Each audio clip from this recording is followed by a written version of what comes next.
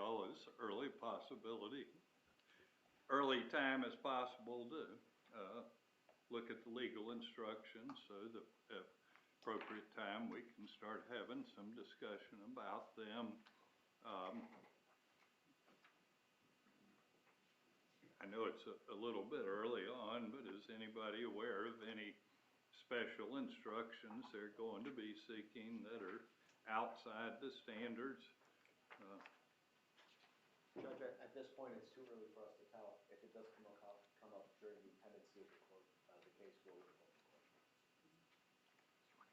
I'm not aware of anything outside the standards, Judge. And Your Honor, same position as counsel for Mr. Garcia. At this point, we don't have any special instructions, but as soon as we feel that one is necessary, we will provide copies to the court and to the state. Well, I'd like to have an opportunity to do my own research on jury instructions. I feel responsible for jury instructions.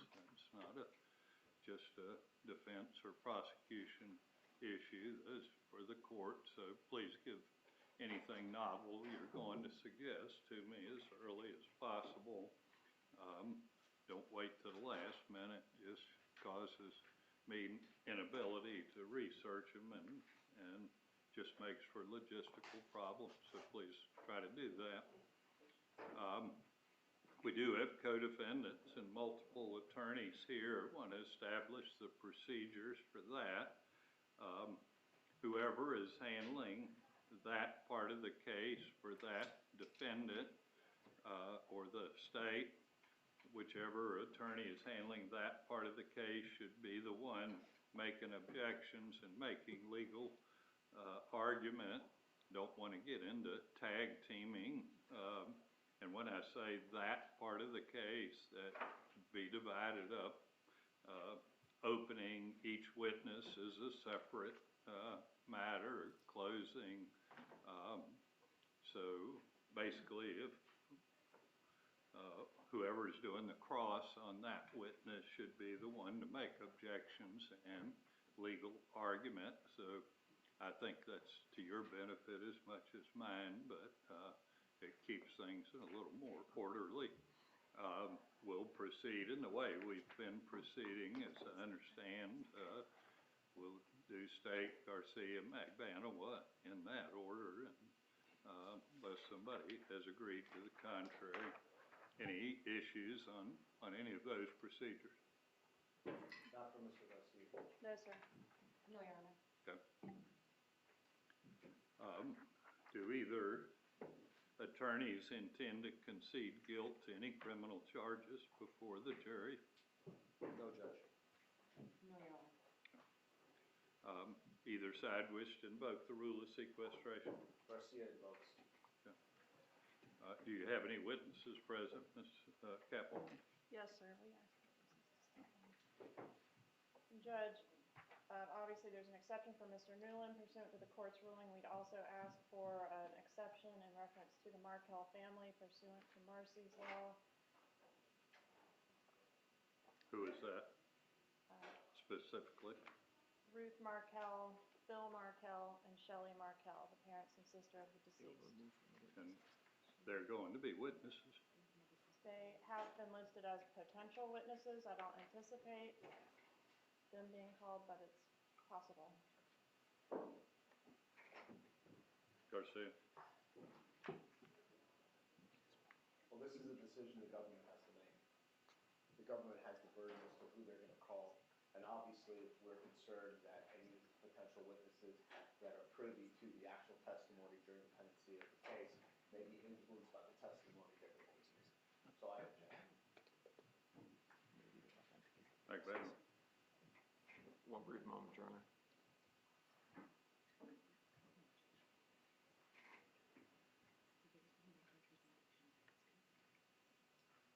Your Honor, based on representations by the state right now, we have no objection to that.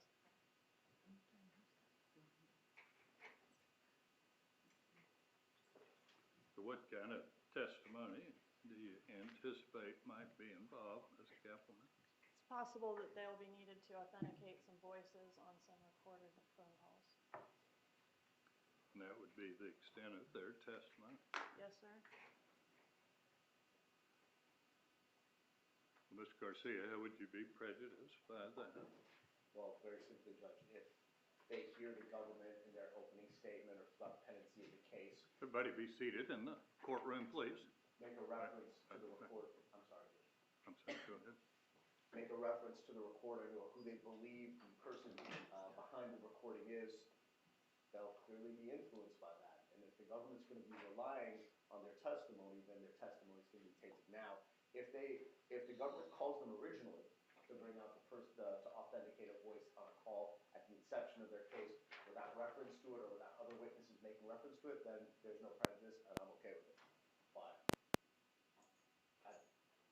other than that, then there clearly could be some swaying or some instruction or leverage given to these witnesses as they are able to sit and observe what transpires in court with regards to the evidence at issue. And what is the law you're relying on, Ms. Kappelman, that says they need to be in here? Judge, I'll be reading from 960.001, sub 1, sub B. A victim shall have specific rights upon request, which includes the victim's family, the right to reasonable, accurate, and timely notice of and to be present at all public proceedings involving the criminal conduct, including but not limited to trial, plea, sentencing, or adjudication, even if the victim will be a witness at the proceeding, notwithstanding any rule to the contrary. Has there been any court interpretation of that? If there has, I do not have that for Your Honor. Well, I'll give you a chance to research that, but at this point in time, I'm not going to exempt them from the rule of sequestration if they're going to be witnesses potentially. Give you an opportunity to further research that, but I don't think this is where we want to start making law in this case.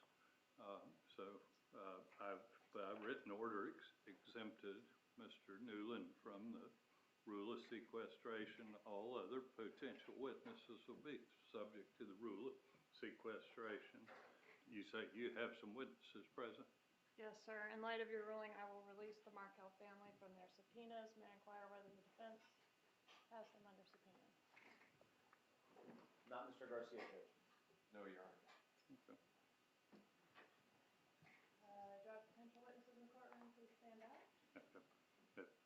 They were standing there. I told them to sit down. So, no. I'm sorry. Remain standing. I'm sorry. Rule of sequestration has been invoked. That means you need to remain outside the courtroom except while you're testifying. While you're waiting to testify and until you're excused, you're not to discuss the case among yourselves or with any other person.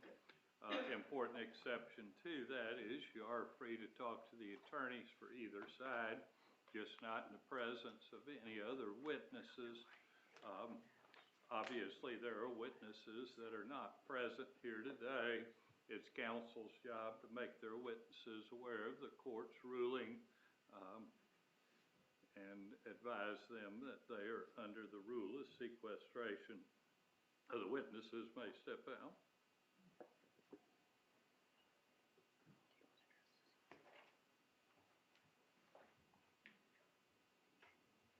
Anything else from either side? Nothing for Mr. Garcia, Judge. No, Your Honor. No, Your Honor. All right. So we'll resume, hopefully, with the jury at 9 o'clock with preliminary comments and opening statements. Right?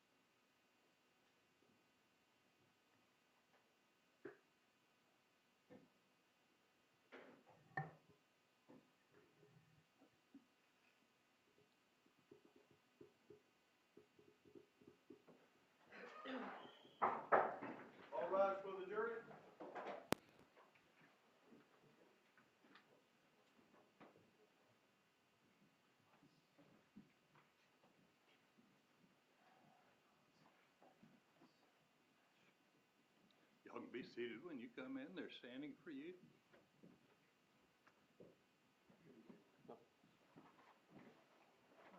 Everybody be seated, please. Good morning, folks. Thank you for being back here this morning. Let me start by, let's talk about time just a moment. I try to run this court on a very strict schedule. I do that mainly to not waste your time. I demand it of the lawyers. The lawyers will tell you that I'm pretty strict with them. We were working after you left yesterday. We were working before you got here today. All that I do to prevent wasting your time. It will happen. We will have times that it's impossible for me not to have to take up something outside your presence, because that's the way court works sometimes. But I work real hard not to do that. And to make that work, though, I need y'all to be timely. So be here when I tell you. I don't tell you sometime and expect we're really going to start half an hour later. I try to do it where you're not sitting back in that jury room for too long. And I know y'all don't want to be coming to this courthouse any longer than you have to. I'm aware of the sacrifice that y'all are making to be here on the jury, and I'm going to do everything I can to use your time efficiently. I ask for your cooperation in that. You've now been selected and sworn as the jury to try the case of State of Florida versus Garcia and Magbanua. As we've already discussed during jury selection, they are charged with first-degree murder, conspiracy to commit first-degree murder, and solicitation to commit first-degree murder. As I've also told you, the charges that the state attorney has brought are not evidence, and you are not to consider them as any proof of guilt. It's my job to explain the law to you. It's your job to decide the facts of the case. That's one of the fundamental principles of our system of justice. I decide the law, you decide the facts, you apply the facts to the law. So we have totally separate jobs, and that's how our system works.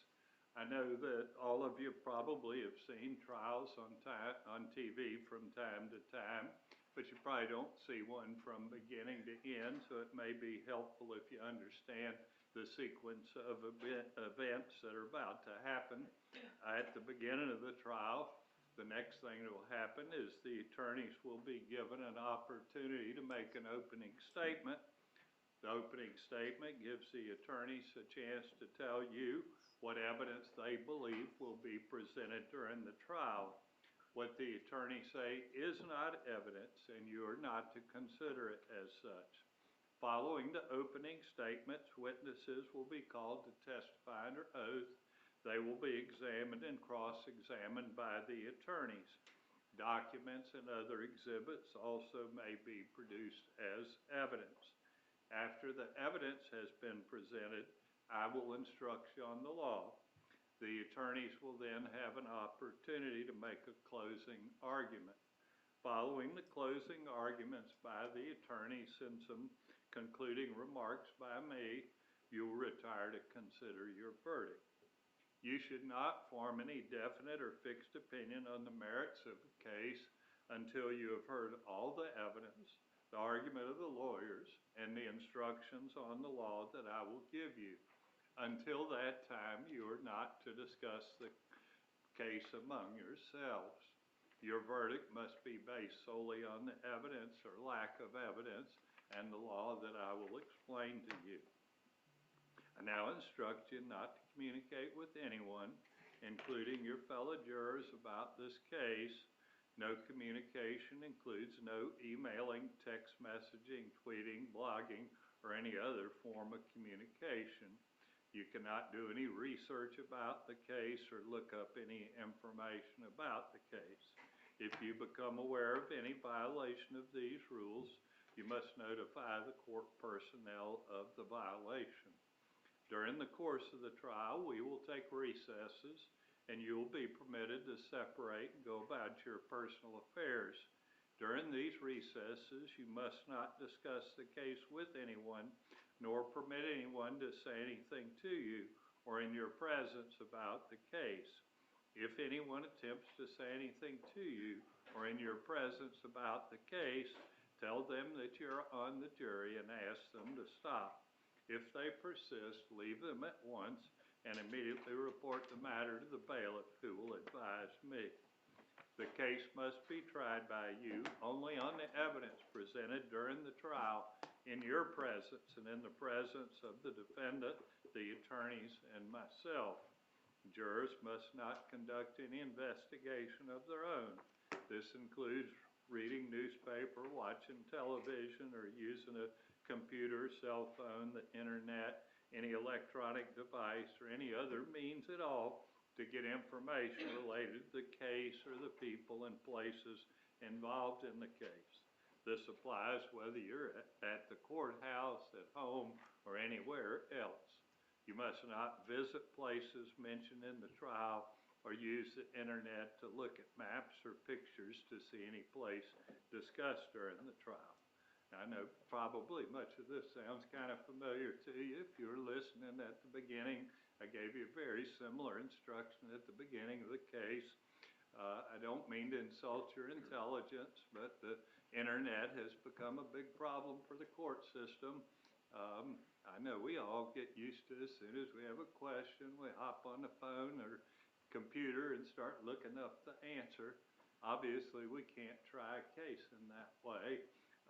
And if you do those kind of things, then we're all going to have been wasting our time here. I don't want to waste your time. I don't want you wasting my time. So I know it sounds a little boring, but these things do happen. We do have problems along these lines, so please abide by this.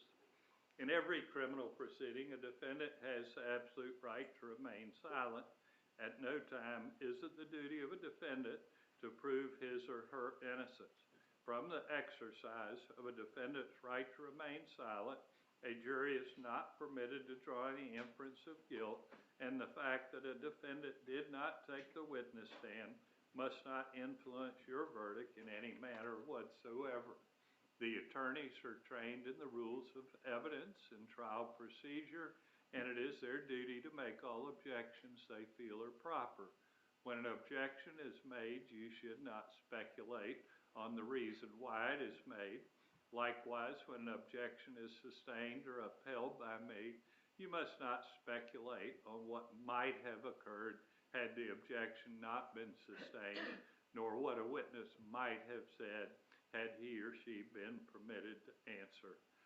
I've already told you from time to time we will have what we call sidebar conferences where maybe I'll go over here and talk to the attorneys, or we might let you step out.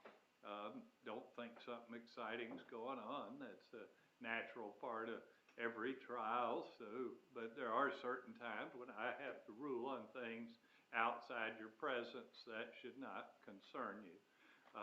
If you would like to take notes during the trial, you may do so. On the other hand, you're not required to. That is entirely up to you. We've provided you with a pad and a pen for your use if you wish to take notes. Any notes that you take will be for your personal use. However, you should not take them with you from the courtroom until you start your deliberations. During recesses, if you'll just leave your notes in your seat, the bailiff will ensure they are not tampered with by anyone. They will, if you just leave them in your seat, at the end of the day, they'll collect your notes and secure them away for the evening and then pass them back out to you in the morning. So you're not going to take them from the courtroom until you start your deliberations. Obviously, when you start your deliberations, you will have your notes. No one will ever read your notes. After you have completed your deliberations, the bailiff will destroy your notes. If you take notes, do not get so involved in note-taking that you become distracted from the proceedings. And you may wonder what I mean by that. We've had a rare instance where some juror decides to kind of act like a court reporter and take down everything that's said here. Obviously, an important part of your job is to observe the witnesses and decide whether you think they're accurate historians or not. Don't get so buried in note-taking that you lose that function. And let me, as an aside, I noted Ms. Mathis just had an issue with her chair, and probably worth mentioning. One of the jurors yesterday thought he had broken the chair, I think, and about fell over backwards. There is a lever on the left-hand side of your chair. If you hit that lever, the back will go back. You know, you don't want to go over backwards, so be a little careful with it. And if it's too far back, just push the lever and lean forward so you're off of it. It should lock into position. But I thought we had a broken chair. I thought he'd fallen over backwards. But anyway, it's just a lever on the chair to control your back. Whether or not you take notes, you should rely on your memory of the evidence, and you should not be unduly influenced by the notes of other jurors. Notes are not entitled to any greater weight than each juror's memory of the evidence. During the trial, you will be permitted to ask questions of witnesses in case you missed something, you did not understand something, or you need to clarify a pertinent issue. The rules of evidence apply regardless of whether a question is asked by the attorney, by me, or by you. Therefore, there may be a legal reason why I cannot ask your question. If I do not ask your question, you must not hold that against any of the parties, and please do not take it personally. Subject to that understanding, this is how we will proceed. When the attorneys have finished asking their questions, if you have a question, simply raise your hand.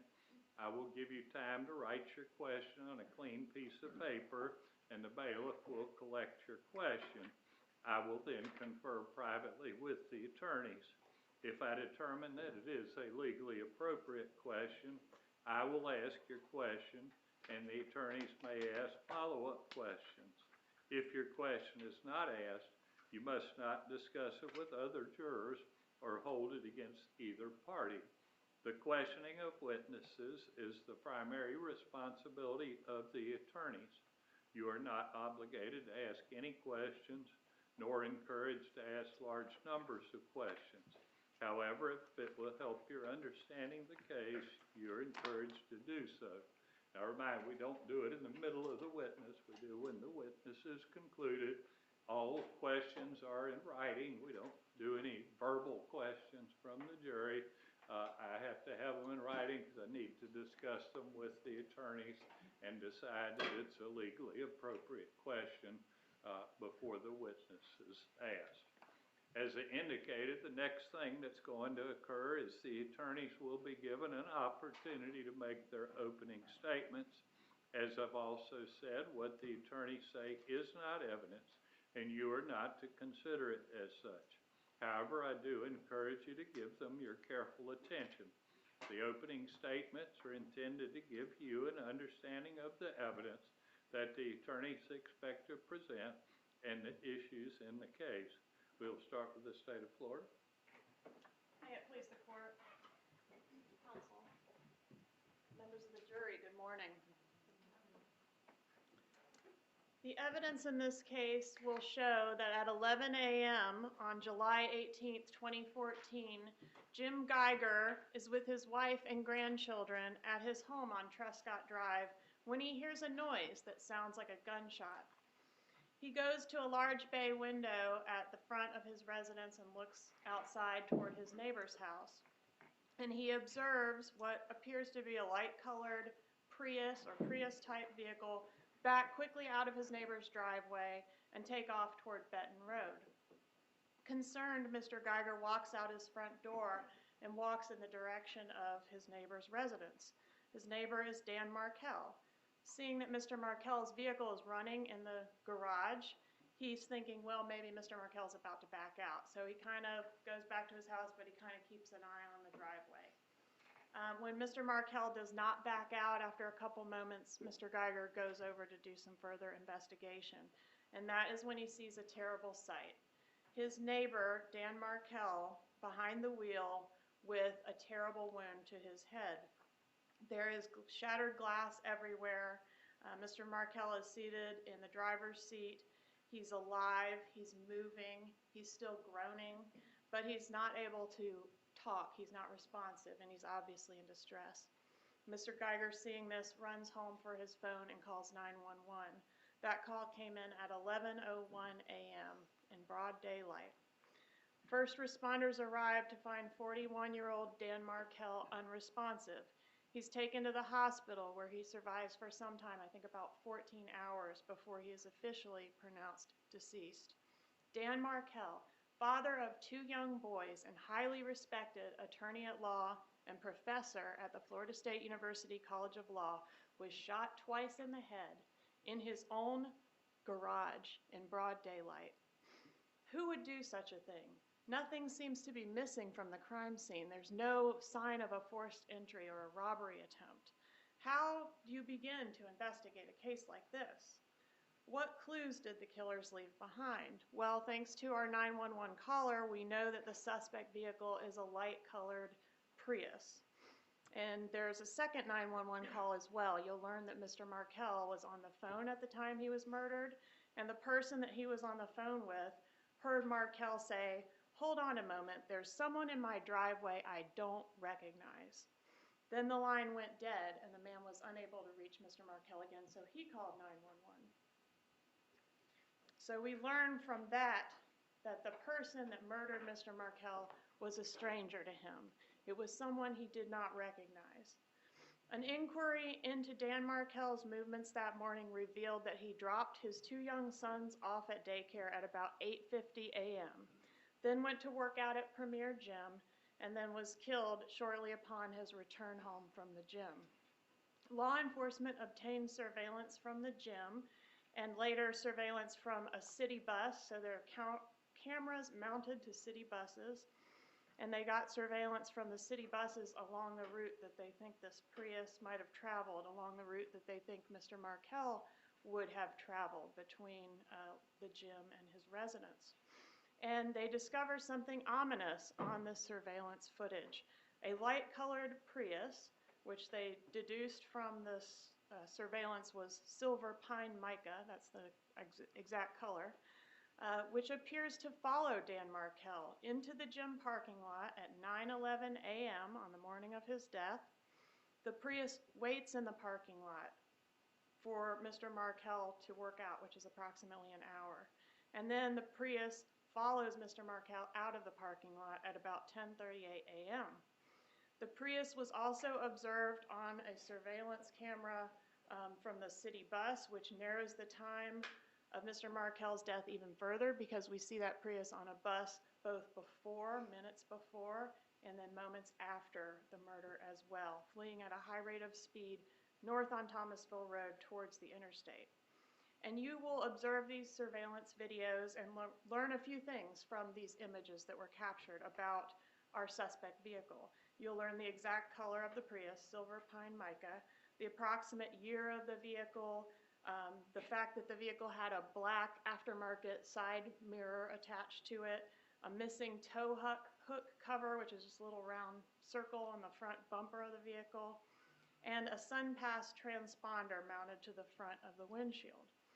Also, in one of the images from the city bus captured after the murder, you will see the presence of what appears to be a driver in a dark-colored shirt and a passenger in a light-colored shirt. That becomes important because later, when we have 2 suspects develop, we find an ATM video that shows in Pembroke Pines, Florida, on the same day of the murder, a silver pine mica Prius at an ATM with our 2 suspects pictured inside, and you'll see those images as well. So meanwhile, law enforcement's gathering these surveillance images, trying to get information about the suspects and the vehicle that might be involved in this murder. While they're doing that, they're simultaneously trying to learn more about Dan Markel's life. Who is close to him? Who might have a motive to want him dead? Law enforcement meets with Markel's ex-wife, Wendy Adelson, whereby they learned that she has been embroiled in a very contentious divorce and continued litigation with Mr. Markel regarding the enforcement of the divorce settlement agreement and specifically the custody of their 2 boys. Pleadings from the divorce indicate that Wendy Adelson had made efforts to relocate to South Florida. She'd actually moved to South Florida with the kids, and a court ordered her on June 20th, 2013, that she had to come back to Tallahassee. She couldn't leave with Mr. Markel's children. Emails between Wendy Adelson and her mother, Donna Adelson, that occur around the time of this litigation, about 1 year before the murder, indicate that Donna Adelson despised Dan Markel and was desperate to find a way for Wendy and these 2 kids to move down to where she was located in South Florida. Donna Adelson in these emails refers to Dan Markel as a religious zealot, a bastard. She says, let's show this F blank, blank, blank, blank, blank, what will make him absolutely miserable, and proposes a plan of action for how to threaten and or bully and or bribe Dan Markel into allowing Wendy to move to South Florida with the children. These plans included converting the children to Catholicism, even though the entire family was Jewish. All the Adelsons were Jewish as well. But this suggestion was a way to gain leverage against Mr. Markel because Dan Markel was very observant in his faith, and it was very important to him that his children be raised in an environment that observed and was committed to the Jewish faith. The divorce between Wendy and Dan Markel was final back on July 31st of 2013, but as I mentioned, the litigation continued as both sides filed pleadings back and forth in reference to alleged violations of the divorce agreement, in reference to child custody, and specifically one of the last pleadings filed prior to Dan Markel's murder is in reference to Wendy Adelson's mother, his mother-in-law, Donna Adelson. And in this pleading, he alleged that the children's grandmother, Donna Adelson, was disparaging him to the kids, and he was petitioning the court to order that Donna Adelson not be allowed to have unsupervised contact with his children, her grandchildren. A ruling was never made on that motion because Dan Markel was murdered before the hearing was conducted. Wendy Adelson was interviewed, as I mentioned, and she will tell you that she sure hopes someone didn't do this on her behalf. She will tell you that her brother, Charlie Adelson, who also lives in South Florida with her mother, not with, but in the same area as her mother, Donna Adelson, and her father, Harvey Adelson. She'll tell you that Charlie, quote, looked into hiring a hitman, but decided buying her a TV as a divorce present would be cheaper. And what was her alibi for the murder? Where was she when Dan Markel was killed? She has a witness who was present at her home, a repairman who was fixing that very TV, an appointment that was set up by her mother, Donna Adelson. So Wendy's brother, Charlie Adelson, has made references to hiring a hitman to kill Dan Markel, and now hitmen have murdered Dan Markel. Meanwhile, law enforcement is still putting together more information about the Prius and the killers.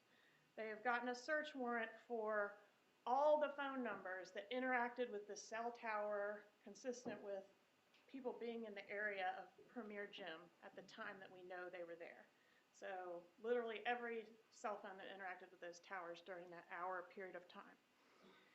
And they cross-referenced all of that data with Mr. Markel and his in-laws. So basically have any of the phone numbers that appear on that tower around the time that we know the suspects were at the gym been in contact recently with Dan Markel or with his in-laws or with his ex-wife.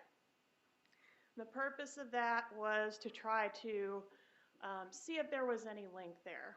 And combing through all this data and putting it all together was a very tedious task, but they did find one number with a South Florida exchange, which was present both in the area of Premier Gym at the time that the killers were there, and was linked to a single phone call on July 1st, 2014, so about 17 days before the murder. This number that was at Premier Gym from South Florida contacted Harvey Adelson, so the father-in-law of the deceased, husband of Donna Adelson, father of Wendy Adelson. And that number that contacted Harvey Adelson and that was also present at the gym on our date in question belonged to Sigfredo Garcia, the defendant in this case, aka Tuto, T-U-T-O.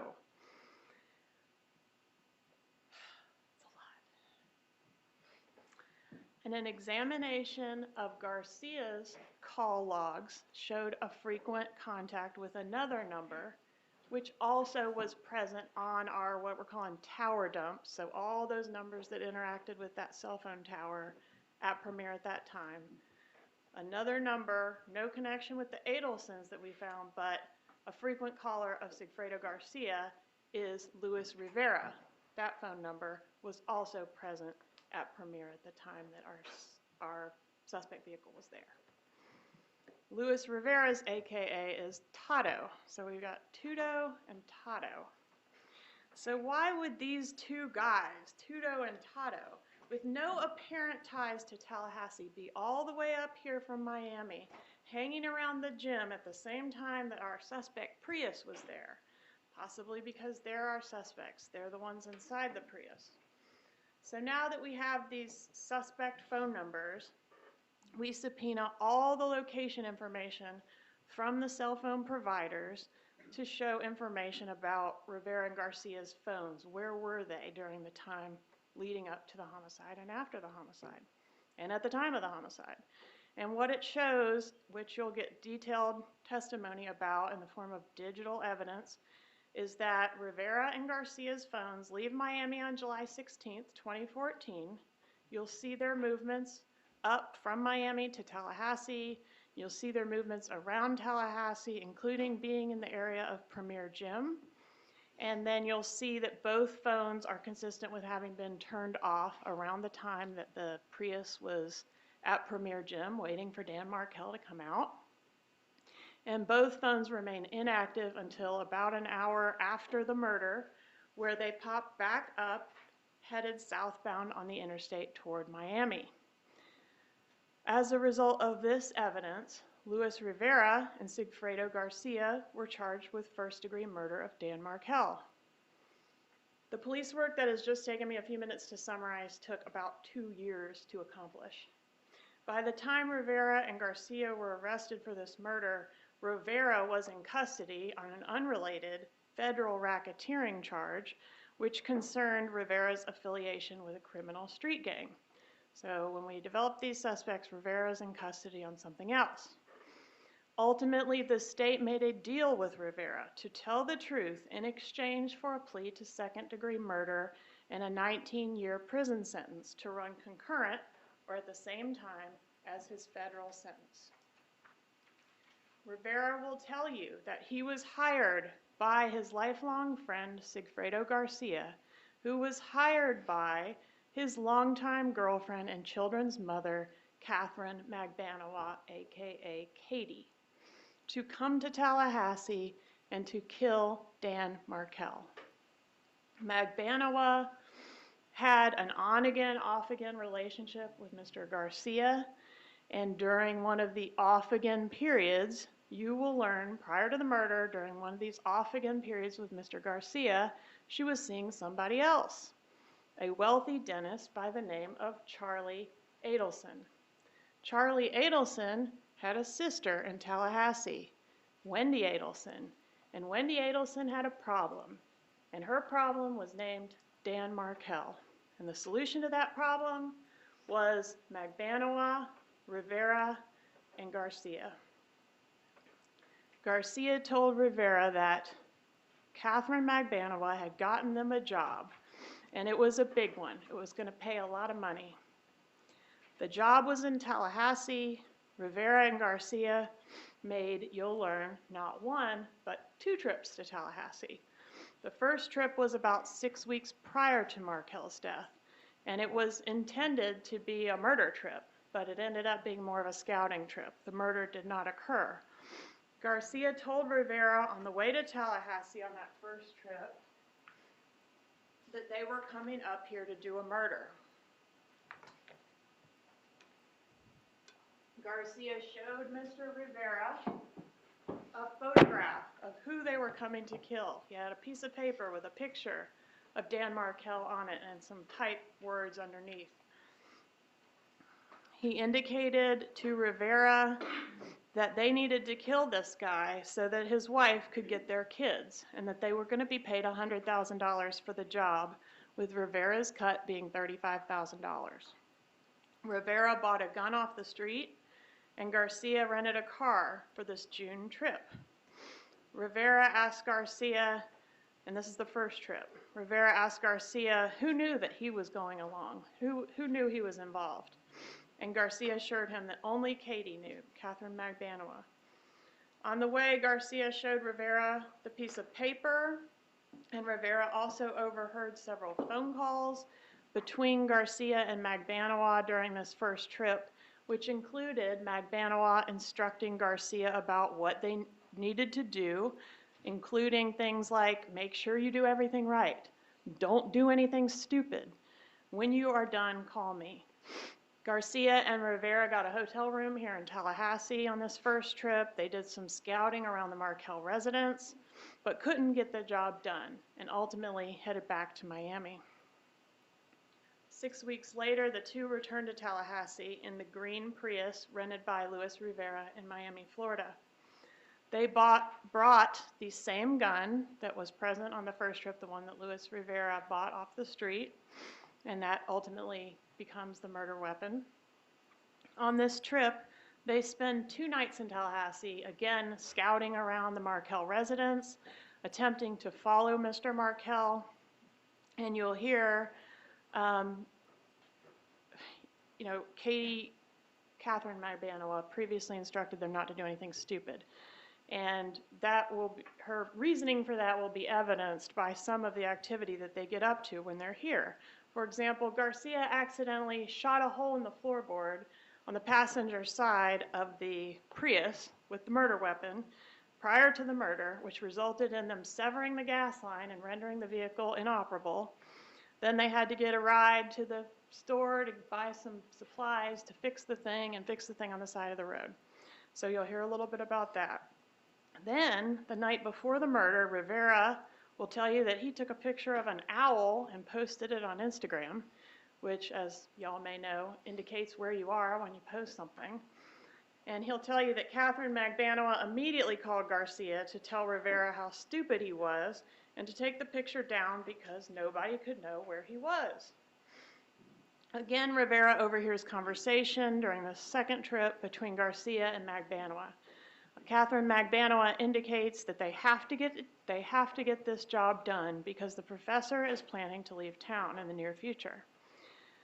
So on July 18th, 2014, Rivera and Garcia follow Professor Markel to the daycare where he drops off his kids at approximately 8:50 in the morning. Then they go to the gym where they wait in the parking lot while Mr. Markel works out. And then they go to his home where Rivera pulls the Prius into the driveway close up to the bumper of Mr. Markel where he's parked in his driveway. You'll hear that Garcia gets out and approaches Markel with the revolver purchased on the street by Luis Rivera, and that Garcia shoots Mr. Markel twice through the driver's window before hopping back into the Prius. Rivera backs out of the driveway and they head back to Miami. I mentioned earlier that both men had their phones off, and that once they turn their phones back on, the very first call that either of them make after the homicide is Mr. Garcia to Katherine Magbanua. And what does he say? He says, "The job is done." And what does she reply? She says, "I know." There's a brief discussion about when they'll get their money. And Katherine Magbanua says, "Don't worry about the money. I will get the money. You'll get it tomorrow."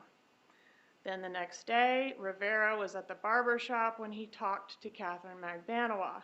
She advised that she had the money and was looking for Garcia to pay up, but wasn't able to find Garcia. Rivera knew where to look for Garcia at another young lady's residence.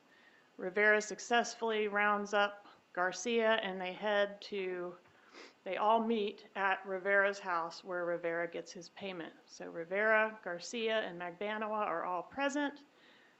Rivera gets his money, $35,000, stapled into packs of $1,000 apiece. Garcia also gave Rivera a little extra money later that night while they're out celebrating. In the weeks and months after the homicide, Rivera and Garcia each bought a motorcycle. Garcia also bought a car. Katherine Magbanua also got a car, a black Lexus, whose previous owner happens to be Harvey Adelson. Magbanua was also put on the payroll at the Adelsons' dental practice shortly after the homicide and began receiving regular checks for approximately 2 years, although law enforcement has yet to determine what, if anything, what if any service she provides to that dental office.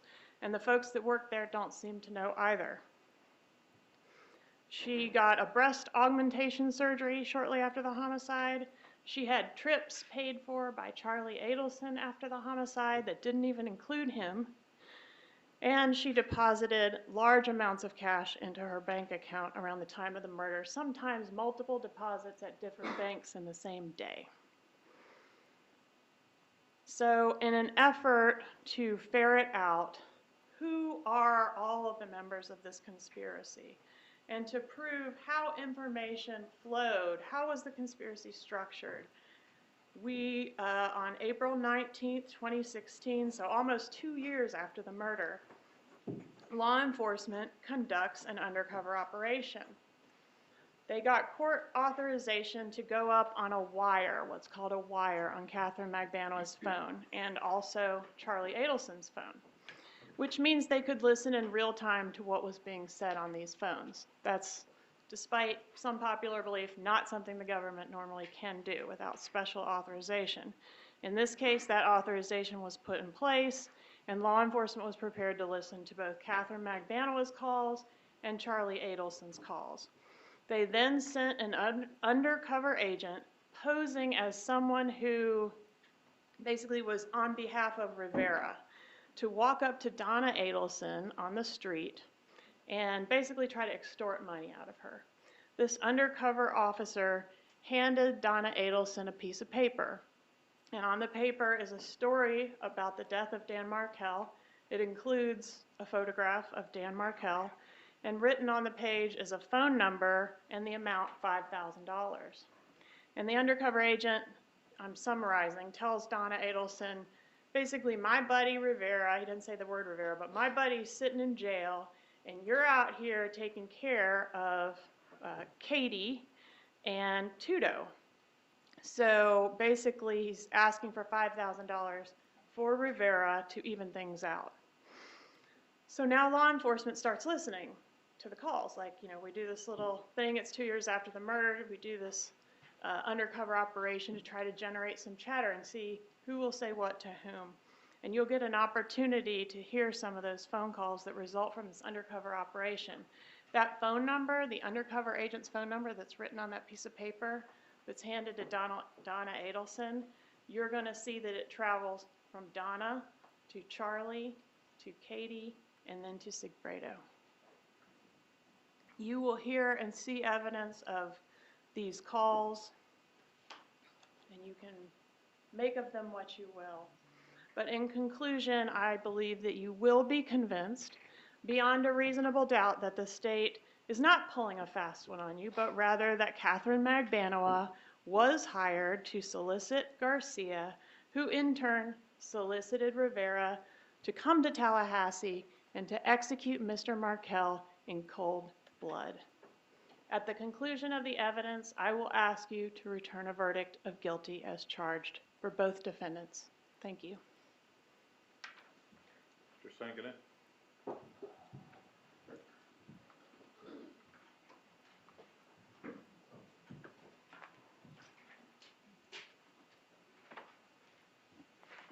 pleases the court, counsel for the government, counsel for the co-defendant, ladies and gentlemen of the jury.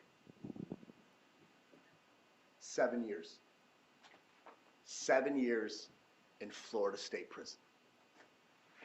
That's what Luis Rivera got in exchange for his participation in a first-degree murder case. And who gave him a 7-year deal offer? The prosecution. So you have to think and you have to ask yourself, what did the prosecution get in return for the deal of the century? What did the prosecution get for giving a defendant with an extremely long criminal history, including a recent federal conviction for racketeering as a Latin king? What did he give? Did he give the information of a mob boss or a drug kingpin, a foreign or domestic terrorist, a hiding school shooter? No. He gave up Sigfredo Garcia. And why does that matter?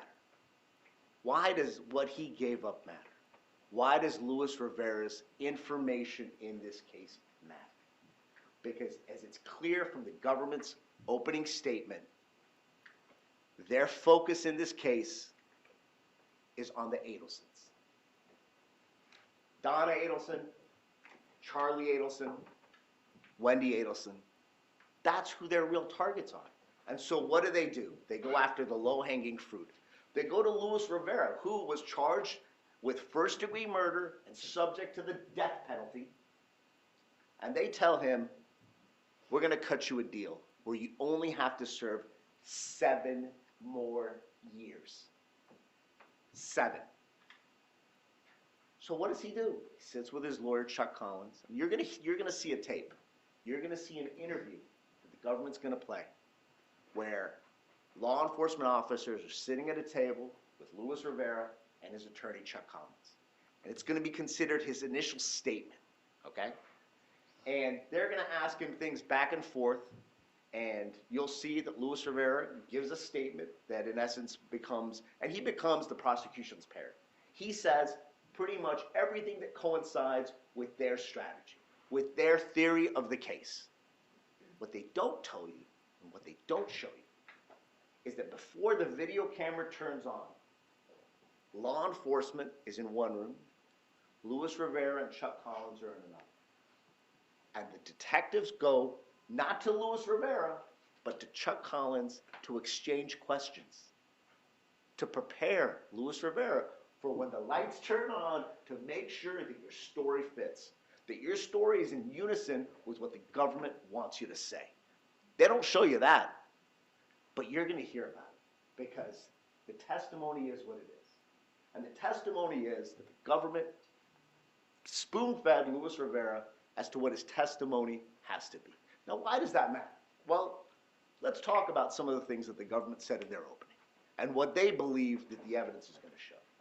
They talked about an initial trip where Luis Rivera says that him and Sigfredo Garcia traveled from from Miami to Tallahassee to scope out the scene or to commit murder or whatever their argument was. And the reason why Luis Rivera has to say this is because there's cell tower records that show that he traveled from Miami to Tallahassee a month before the murder. There's no such records for Sigfredo Garcia. You won't hear one thing. You won't see one piece of data that shows Sigfredo Garcia traveled from Miami to Tallahassee during that first purported trip. And if you don't think that's good enough, there's more. During that first trip up, Luis Rivera, who was driving, who rented his car, gets pulled over by a Florida Highway Patrol officer, Trooper Downing. And Trooper Downing testified, and you'll hear that his testimony is that when he issued the citation, that Luis Rivera was alone in the car. And he knows that because he indicated it on the citation. The government has hitched their wagon to Luis Rivera. That's this case, okay? there's going to be speculation and an additional theory of why the Adelsons wanted to hurt Dan Markel. That's an additional case. This case, Sigfredo's case, is premised around Luis Rivera. And I'll tell you why. Because the only person that can put Sigfredo Garcia at the scene, the only person who can tell you that Sigfredo Garcia got out of the car and purportedly shot Dan Markel is who? It's the guy who got the 7 years. The guy who got the deal of a lifetime. It's him. That's their case. You will hear statement after statement after statement from Luis Rivera, who adds and subtracts and changes and alters his testimony from A to Z. I mean, it's crazy how much he changes his story. He tells the government, which they're going to tell you, you know, we got $100 grand for this murder. And for driving up to Tallahassee, you know what I got as the driver? I got 35 grand. So wait a minute, let me get this straight. Supposedly, Sigfredo Garcia was hired and given $100,000, and he decided, because he's such a wealthy guy, to bring you in to do nothing other than drive you up to Tallahassee twice for 35 grand? You know, 2 and 2 has to equal 4, okay? Luis Rivera also wants you to believe that Katherine Magbanua was solicited by Charlie Adelson, okay? Now, the evidence is going to show that my client has children with Miss Magbanua. He loves her. That's his girlfriend. That's his wifey. But they were going through a rough patch. You know who she was dating? She was dating Charlie Adelson. They want you to believe, and the evidence will show from the government's own witnesses, that Sigfredo Garcia was in love with Katie, and he was not happy, not one bit, that this dental playboy that drives around in a Ferrari with nice hair and big muscles and a long, long wallet was with his wifey. They want you to believe that this man, whose heart was broken, decided, you know what, I'm going to go ahead and help out the guy that's with my wife. And the evidence is going to show Charlie Adelson's, he's no numbskull. He's got degree after degree, very highly educated. Who do you think? The evidence is going to show that Charlie Adelson's a smart guy. Charlie Adelson knew Sigfredo didn't like him. Charlie Adelson also knew that crossing, you know, when you make that decision, if you're going to solicit somebody, if you have the option of Luis Rivera, the primero of the Latin Kings. Primero Latin Kings means you're the head of the Latin Kings. If you're 5'4" and you're the head of a gang organization, what does that mean? That means you're a bad dude. You don't get to become the head of a gang at 5'4" if you don't prove yourself as a gang member. And he's not like, it's not like a fairy tale gang. This is an international organization known for its involvement in criminal acts from robbery, homicide, drug dealing, kidnapping, you name it. And how do I prove that Luis Rivera was in this criminal organization, other than he's going to have to admit it?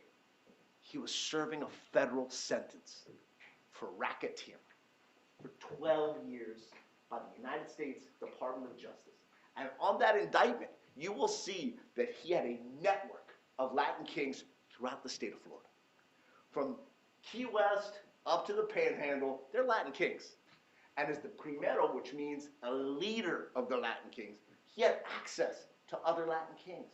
So if he wanted to go up to Tallahassee to commit a murder, you think he would take a gun?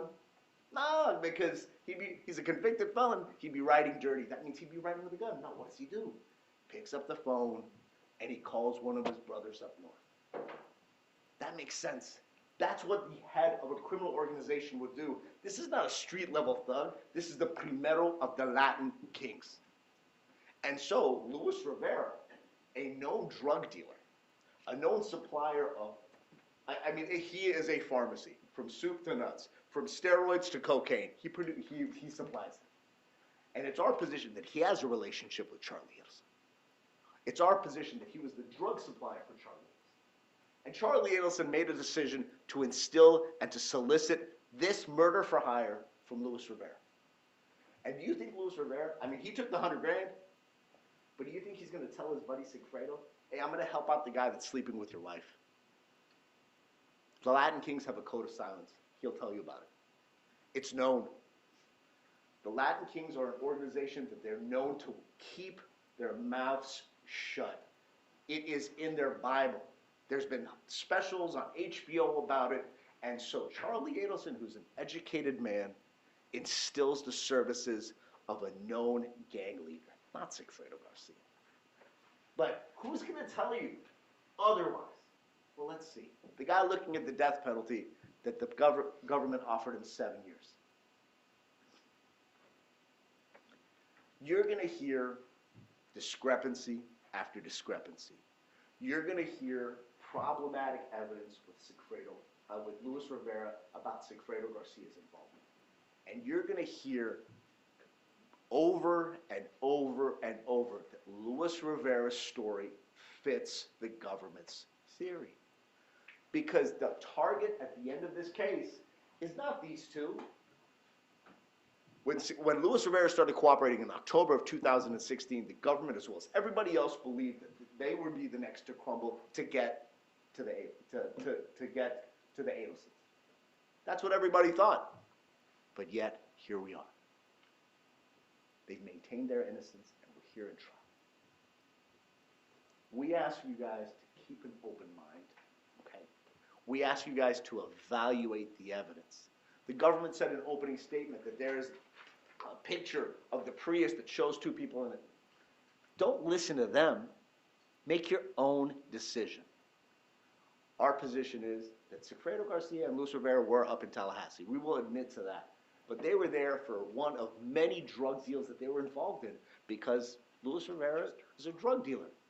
And he brings along Sigfredo Garcia time and time again. We will submit to you that Luis Rivera is the shooter in this case. We will submit to you that he instilled the services of his organization to supply the gun and to supply another henchman in this case.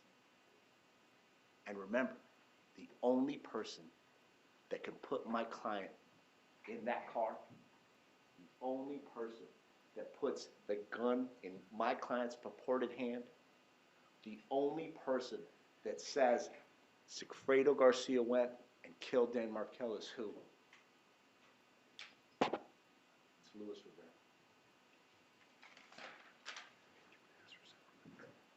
We're going to take a break just a second. Let me make one comment. I know y'all see the attorneys with coffee cups on their table, but just to let you know that everything's fair in here. I drink water, they drink water, you drink water. Nobody's in here with coffee, and they're under strict orders not to bring coffee in here, so I don't want y'all to think they're sitting there drinking coffee.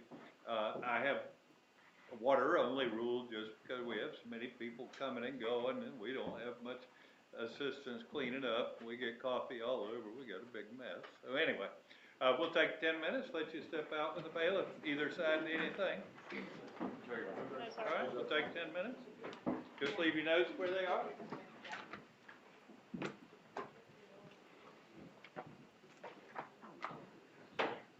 That's it?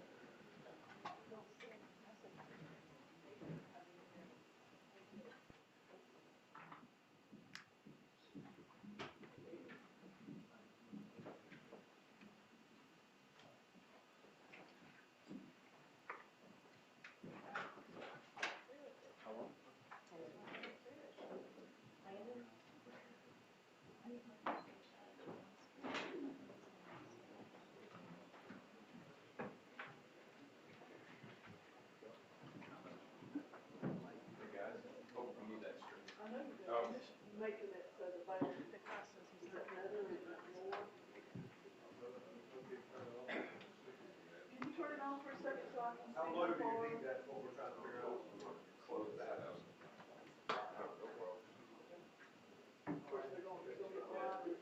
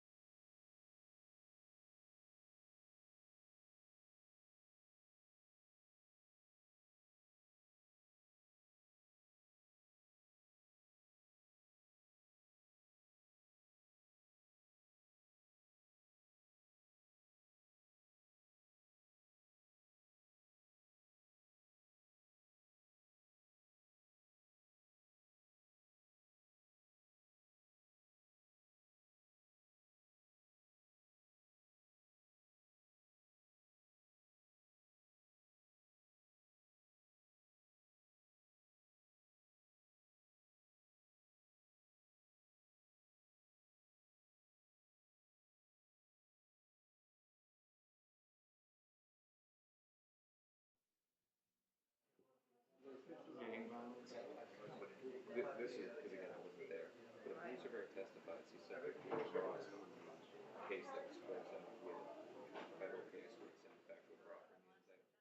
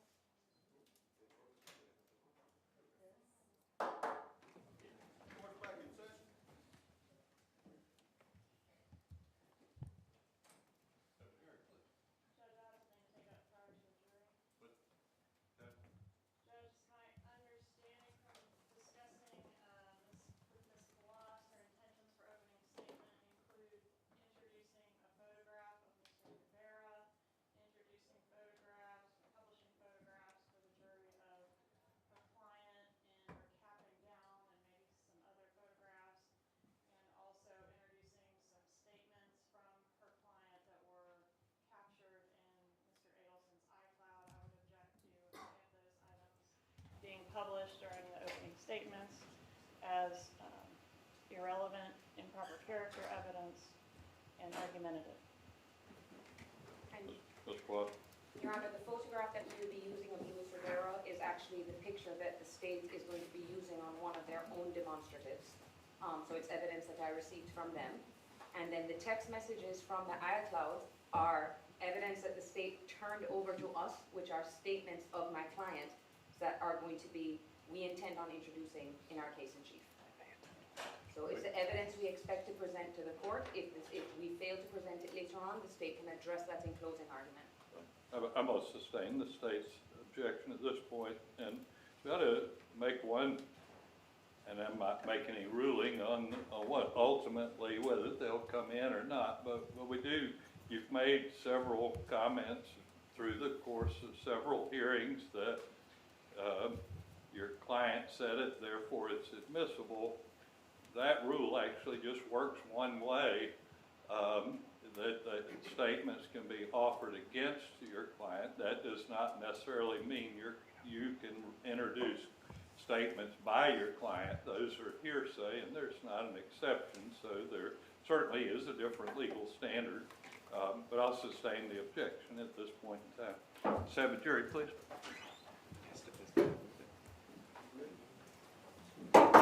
All rise for the jury.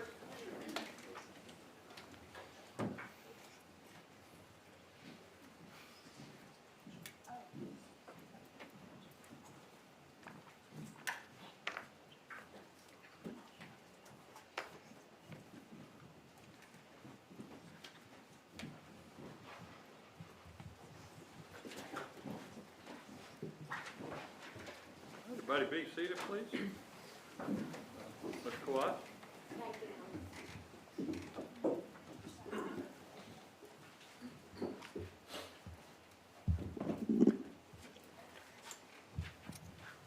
May it please the court, opposing counsel, counsel for the co-defendant.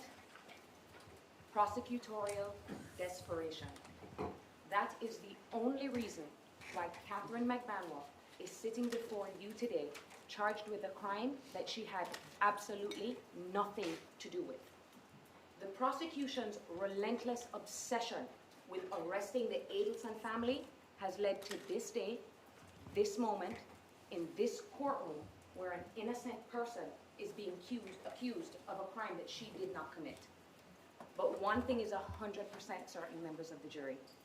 At the end of this case, when you are presented with all of the evidence, not just the little bits and pieces from the state, you will see for yourselves that she is completely innocent. So let's talk about Katherine Magbanua.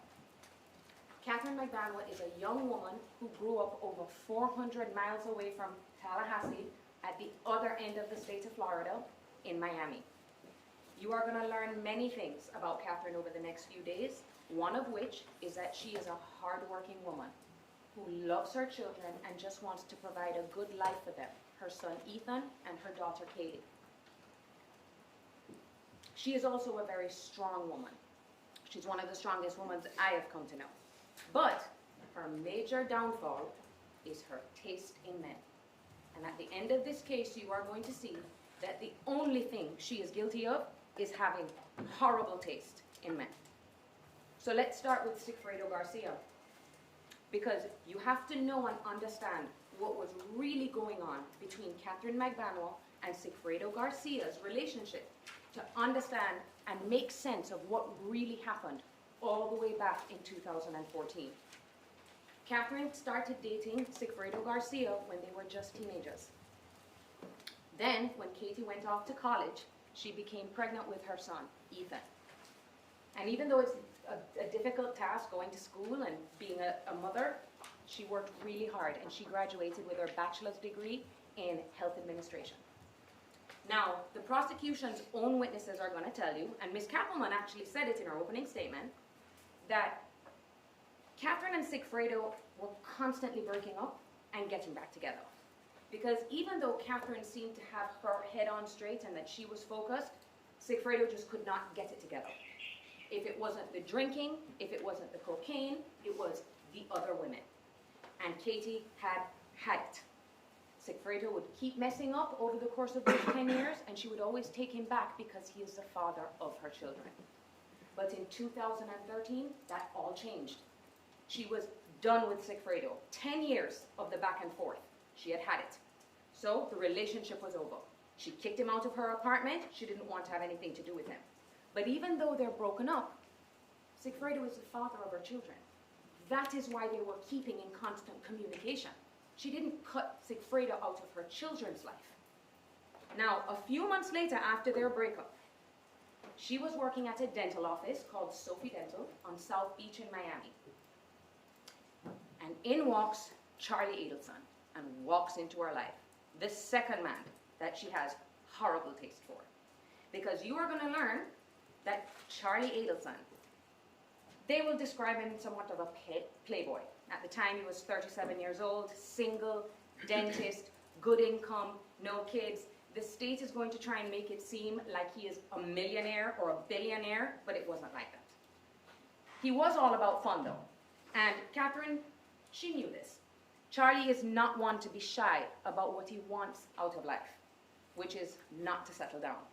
So even though they were having a good time and they were dating, Katherine knew this was not going to end up anywhere serious like marriage. Now, Sigfredo, he was not handling this breakup very well. And the prosecution's own witnesses will tell you that Sigfredo would follow Katie around, that he followed her once without her knowing when she was having dinner with Charlie Adelson. He was in a truck with Luis Rivera when they were watching them eating.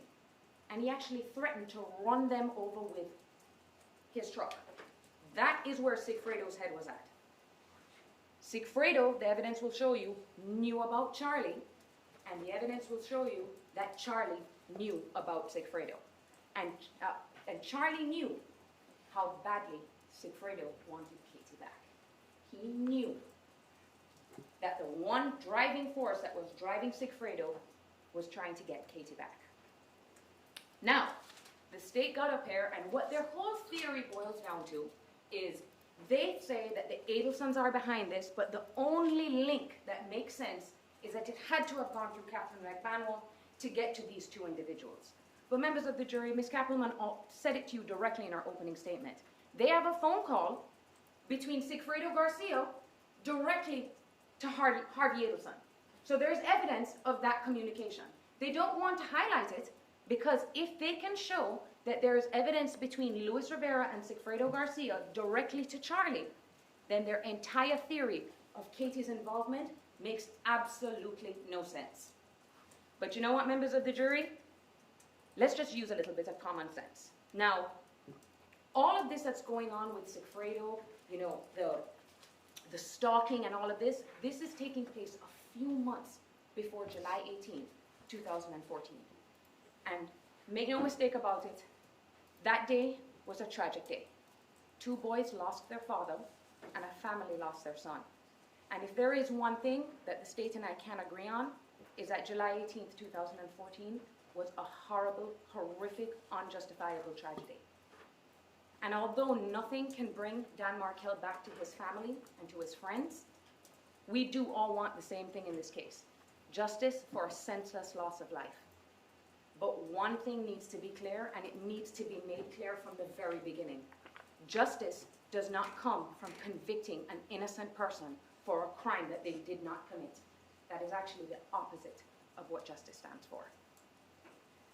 Now, the prosecution got up here and they told you about their case, and they made it very clear who they think is behind the murder of Dan Markel, the real perpetrators behind this crime: the Adelson family. But the Adelson family, Charles, Donna, and Harvey, they're not in this courtroom today, and they're not going to be here during this trial, because you're going to find out that the state hasn't even arrested or charged them with anything, because they don't have the evidence to do it. You heard Ms. Capleton in voir dire the past few days, already on the defenses, because she's trying to soften the blow when she was asking you, will any of you be concerned if the other people of the conspiracy are not going to be here? Because she doesn't want you to think about it, because it's not good for her case. You have to think about it, members of the jury. That is a pivotal question in this case, as to why the Adelsons are not in this courtroom. And why that is so important is because that is the reason, ladies and gentlemen, why Katherine Magbanua was charged in this case. Because of the prosecution's desperation and blinding desire to arrest Charlie Adelson and his parents. Do not check your common sense at the door, ladies and gentlemen, because common sense is going to be the only tool that you will need to see that Katherine was just a pawn in Charlie Adelson's plan to kill Dan Markel. And now the prosecution is trying to use Katherine as a pawn to get to Charlie Adelson. That is the only reason that we are here. The prosecution wants you to believe that Katherine, a young, hard-working mother of two, took money to help coordinate the murder of a man she has never met for a guy that she has known for less than a year. They want you to believe that Katherine asked the father of her kids, who she was separated from at the time, to commit a murder for her new boyfriend. That makes no sense. Any way you look at it, it just doesn't make any sense, members of the jury. So let's talk about the evidence that the state is going to bring you against Katherine Magbanua, the cash deposits that Ms. Kappelman talked about.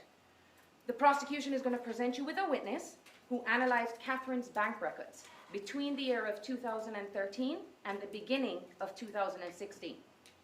And these witnesses will tell you that there was an unusual spike in her cash deposits.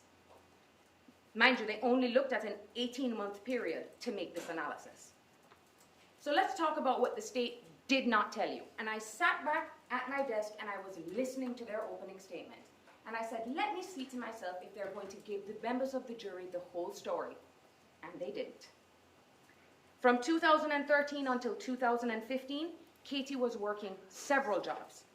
Jobs that paid her in cash. She worked the club scene at Hard Rock down in Fort Lauderdale. She worked at Club Faith and she worked at Hollywood Live. She also worked for a liquor promotional company where they have girls go to these clubs or to other places and they stand up at the front and they promote the sales of liquor.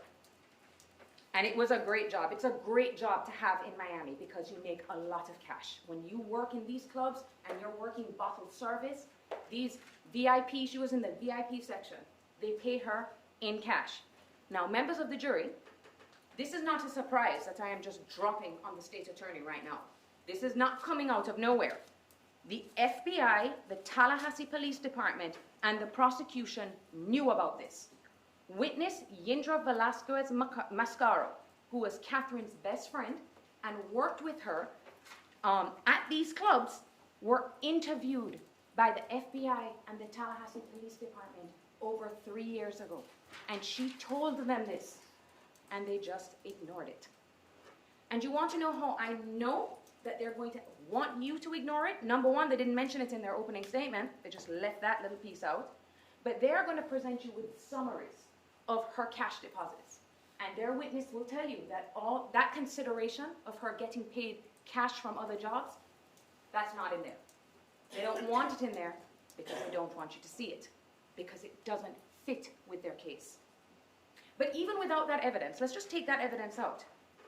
They want you to believe that Katherine Magbanua was paid for a murder in cash and then she walked into the bank to deposit it, the place where no one will ever find it.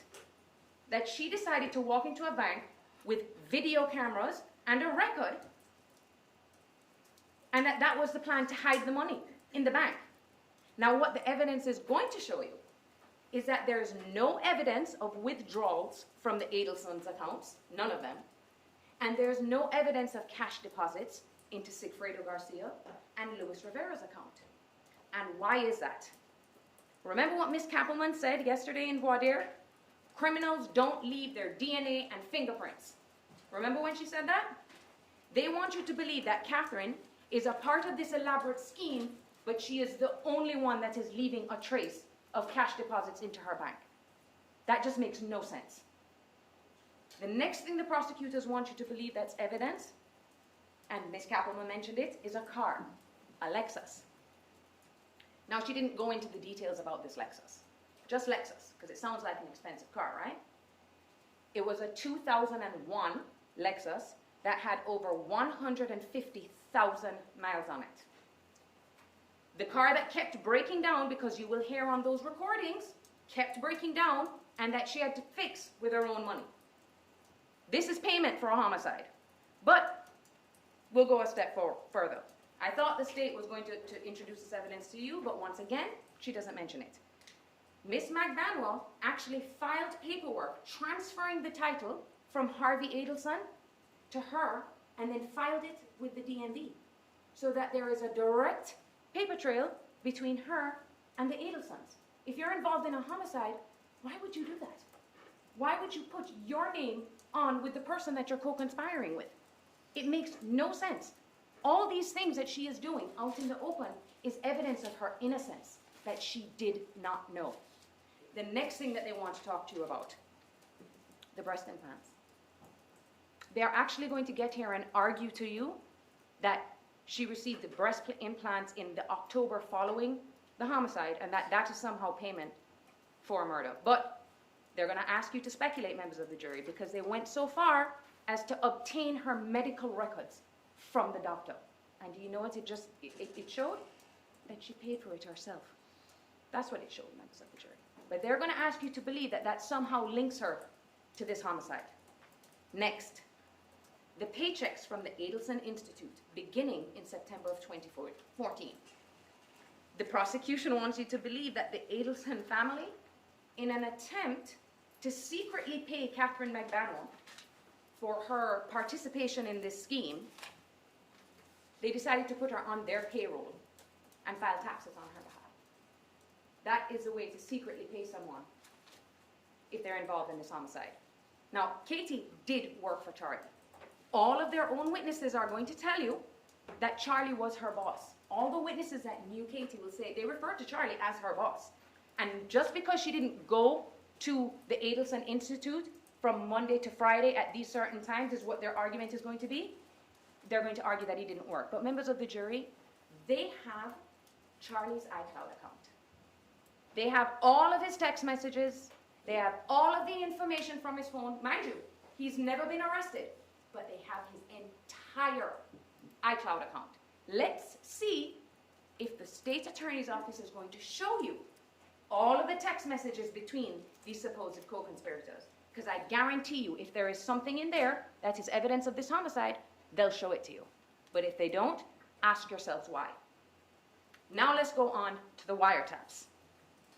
The state mentioned this. 2 years after the homicide, they come up with this elaborate scheme, they do, with the FBI. Now, they have already made it clear who they think the players are. The Adelsons, they have evidence that it's Sigfredo Garcia and Luis Rivera, and then they have this suspicion that somehow Katherine is involved.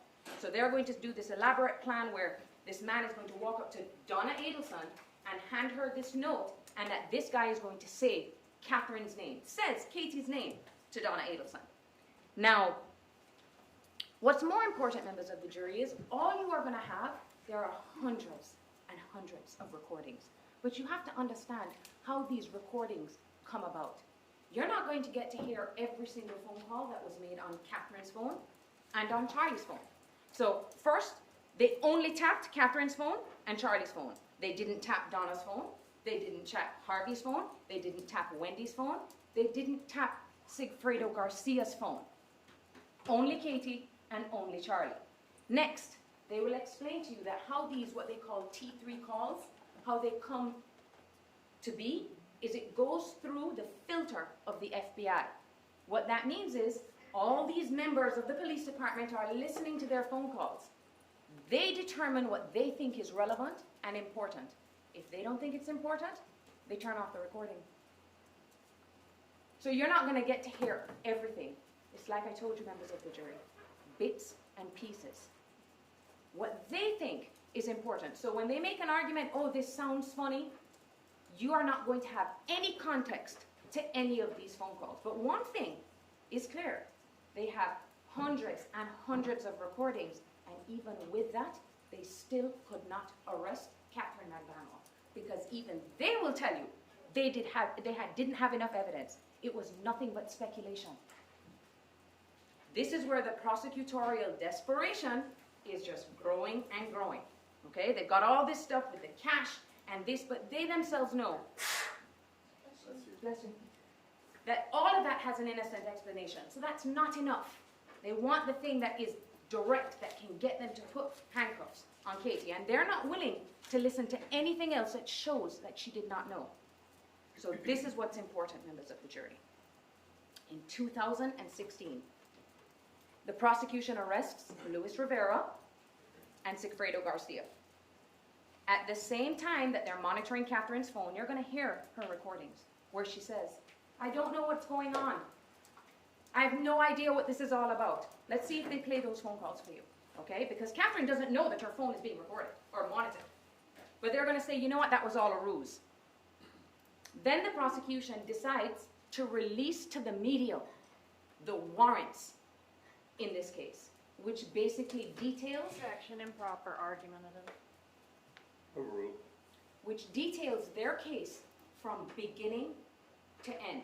Not all the things that I told you about, just the little bits and pieces that fit with their theory. So it's out in the media. Katherine doesn't run. She doesn't pack up her kids and leave. And that's because she had nothing to do with this. In her mind, she's like, there's no way that I can be accused of a murder. It's going to come to light because I didn't do anything wrong. But she was wrong because she is sitting here accused of a crime that she did not commit with no direct, reliable evidence that has her involved. So at this point, the state now is, the cases are going, Sigfredo's case is set for trial, Lewis's case is set for trial, and they want the Adelsons bad. In August of 2016, August, Luis Rivera says, I want to talk to the cops. I mean, he is facing the death penalty. They're going to kill him, okay?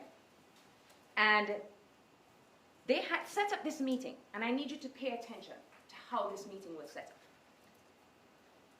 They are in a room. Luis Rivera is in a room with his lawyer. They send over questions. Luis Rivera gets to review the questions with his lawyer, come up with an answer, and send it back over to them. But what is more important, members of the jury, I need you to pay attention. This first meeting is not recorded in any way, shape, or form. Jason Newland, the investigator with the state attorney's office, was there. You would think we are going to speak to Luis Rivera, we're finally going to get the questions answered, that he would even take notes. Something. And he's going to come into this courtroom, take the stand and tell you, I don't remember. You know, I can't remember the details. But one thing's for certain, they didn't cut a deal with him. So whatever he said to them wasn't good enough. Case is set for trial. 2 months pass. They're getting desperate because nothing's happening. Luis Rivera knows this. So does his lawyer. So what do? We want to talk to you again. But now the story changes. All of a sudden, he says he has information that involves Katherine. All of a sudden. So the state's attorney's office contacts the detectives and say, we have struck a deal with Luis Rivera. So we need you to go out to the Jefferson County Jail and take a statement from him. The FBI and the Tallahassee Police Department. It is offensive, members of the jury, that they went out there with no intention of recording that conversation either. They are the FBI and the Tallahassee Police Department. All they had to do was bring a recording device so that you could see for yourself Luis Rivera in action. Because the detectives will tell you, even in that statement, he can't keep his story straight. He switches from one story to the next, and members of the jury, you're going to see it for yourself. I wish I could tell you what he is going to tell you in this courtroom. But I don't know. You want to know why? He has told so many different versions of what happened that I don't know what he's going to tell you today. Ms. Kappelman made some references to what he's going to say, I'm assuming, in this trial, that it's the first time I'm hearing of it. So he's changed it yet again. But the state is actually going to ask you, this is what's concerning members of the jury. And we know this because they kept mentioning ES today. Are there small little details that they're getting the inconsistencies wrong? No. These are big details that he is getting wrong. For example, in one of his statements, I didn't know it was a murder. I found out when I was on my way up to Tallahassee, I thought it was going to be a robbery. I had no idea it was a murder. I found out on the way, all the way when we were in Orlando. That's when I found out. Then another statement. Oh, no, I found out at the house before we left that it was a murder. In fact, I am the one that went and bought the gun. I am the one that went and bought the bullets. And I actually rented the car for the second trip. They want you to ignore these things, members of the jury, which is evidence that shows you that he is a liar. Luis Rivera, a multiple-time convicted felon. Not only is he a convicted felon, he is a member of the gang Latin Kings. Mr. Rivera, the guy who even on his best day can't keep his story straight about what happened. The man who takes pleas, which you will find out because of his federal case, he just takes pleas to save himself. He has a history of doing it. This is their star witness against Katherine, because all that other stuff that they talked about, the Prius and all, has nothing to do with her. Prosecutorial desperation, members of the jury. They are so desperate to get Charles Adelson that their belief is the only way to get through to him is we have to get to Katherine. They want to arrest her because that's our way to get to Charlie. But they were mistaken because Katherine didn't know. She doesn't have the information that they want. So now 3 years later, she is sitting here accused of a crime that she did not commit. And I'm not going to go over too much in detail because Mr. Zangané went over that plea deal. Do I even need to tell you how ridiculous that plea deal is? He is already serving 12 years for a RICO federal charge. The man who was involved with murdering Dan Markel, that is going to show you, members of the jury, of how desperate they were. He isn't even going to serve 7 years. You want to know why? Because in Florida, if there's no minimum mandatory, you get gain time. So it really isn't 7 years on top of the 12. He'll probably get 2 years shaved off of that as well. No probation. So this murderer is going to get out of jail free, probably before he's even 50. This is the deal that they cut with their star witness, and they're actually going to ask you to believe him. And what's more important, members of the jury, one of the interesting things that Luis Rivera said, and it's going to be a very important and pivotal part of this case. In one of his statements, he mentions that Wendy Adelson is involved. He says that Sigfredo told him the lady wants her kids back. Wendy, he even mentions her name, Wendy, because Luis knows how badly they want the Adelsons. So he's thinking, let me throw out Wendy's name too, because maybe I can get 10 years instead of 19, because that's how bad they want the Adelsons. He knows. And he proceeds to tell them, trying to give more details, add some, credibility to his story, that he goes so far to say that the day before the homicide, when they're casing his house, that they're driving down Trescott, and a woman is walking down the street with her 2 boys. He knows this from the discovery. Walking down the street with her 2 boys, and that Sigfredo looks at him and goes, hey, that's Wendy. That's Wendy, the girl that wants our kids. She's making sure that we are up here and doing the job. You would think that would be enough evidence, right? To put handcuffs on Wendy Adelson and bring her to this courtroom so she can answer questions. But no, they know that he's not telling the truth because they have records that show that both boys were at the daycare center the day before and that Wendy's house is 5 miles away from Dan Markel. They're going to ask you to say, Luis Rivera is lying or mistaken or whatever excuse he comes up with when he's talking about Wendy, but when he's talking about Katie, he's telling you the truth. That's what they're going to ask you to do, the state of Florida. Ignore him on the bad stuff of our client, of the bad stuff for our case, but believe him for everything that fits with our case. It's offensive, members of the jury. But that is why you are here. The prosecution has dug up every single piece of evidence that they could. They have dug and ripped apart Katherine Magbanua's life. They have gone into everything. Her phone records, her taxes, her medical records, and nothing. No direct evidence that she was involved. 0. And that's because she wasn't involved. How far are they going to go, members of the jury, before they stop? But you are here This is why we don't leave these decisions in the hands of the government, because they are so blinded right now that they can't see the truth. This is why the system is set up, that we get you, the members of the jury, to sit here, unbiased eyes, that you can listen to the evidence objectively. Katherine Magbanua is grateful to have you here today, members of the jury, because she has been waiting 3 years for this day, for people to take a look and see what the truth is in this case. She had absolutely nothing to do with this. She did not know. She is innocent. Find her not guilty. Thank you. State, call the first witness, please. State calls James Geiger.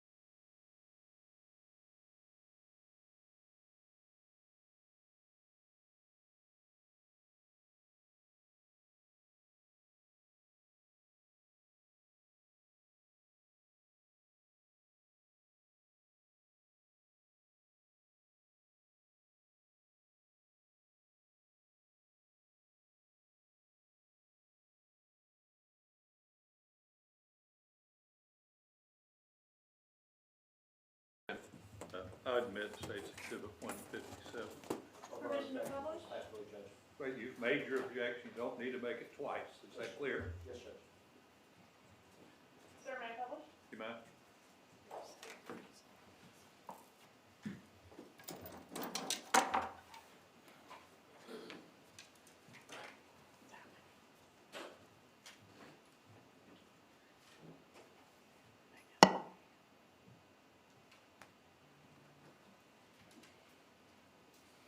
All right, Mr. Geiger, I was gonna put this on the overhead, but since it's not working, I'm gonna ask you, may I have permission for the witness to step down, please?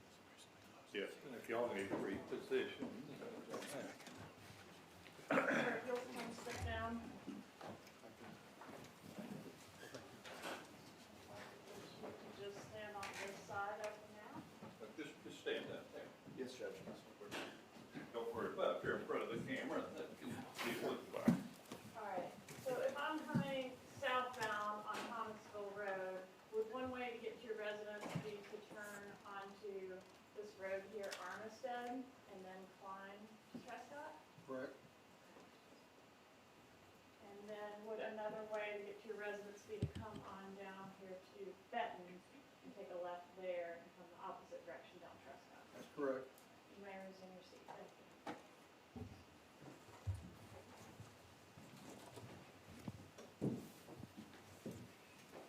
All right, Judge, may I pass around State's Exhibit 1? So we don't seem to have it similar. You may. All right, so, just this old-fashioned way, sir, I think you said that your house, at your house, there's kind of two homes in this photograph. Which Mine one is on the right side. Thank you, and Mr. Markel's on the left? Is that correct? Correct. And to the jury, you're gonna see exhibits during the course of the trial. You may see them well, you may not. You will have all exhibits for your consideration in the jury room to study more carefully, so don't feel like you have to memorize anything here. All right. Sir, I want to draw your attention to the date, July 18th, 2014. Do you remember an event that occurred that day that was a little unusual? Yes, I do. All right, let's just let these jurors finish looking at that exhibit.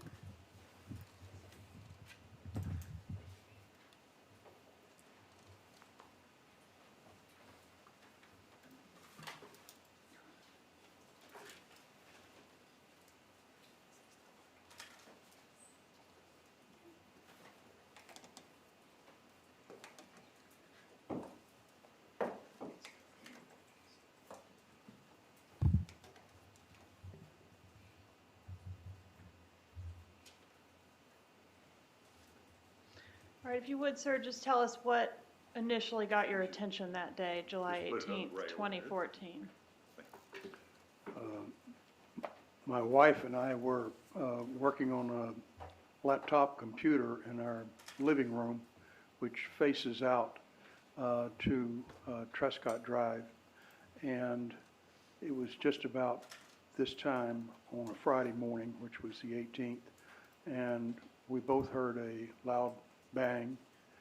We weren't sure what it was, and I stood up immediately and walked to, we have a large window in the front of our house. I think that's called a bow window, but it's a large window, and so I walked there to see if I could determine where the sound had come from. I didn't know whether it come from the right of us or to the left of us. And as I was looking, I noticed a car exiting Mr. Markel's driveway and then proceeding up towards Benton Road on Trescott, and the car moved very quickly. My first thought was that perhaps there had been a burglar attempt next door. We had heard rumors that there were some burglaries in the area. Overruled. Some burglaries in the area, and that was my first thought. And so I immediately went outside and walked next door to Dan's house to see if I could notice that maybe there had been a burglary attempt. All right, let me And- stop you right there for just a moment. I'm going to approach with States Exhibits 2 and 3.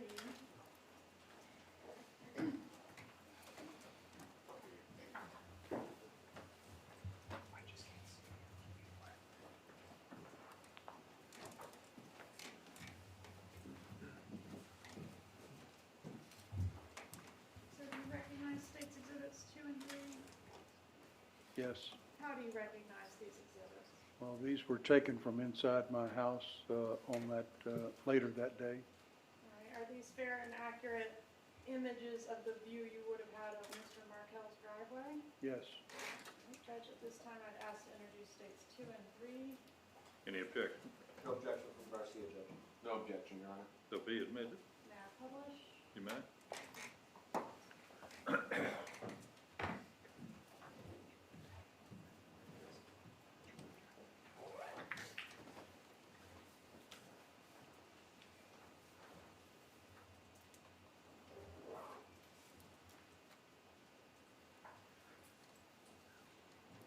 Sorry about this, Judge. We're going to get it working.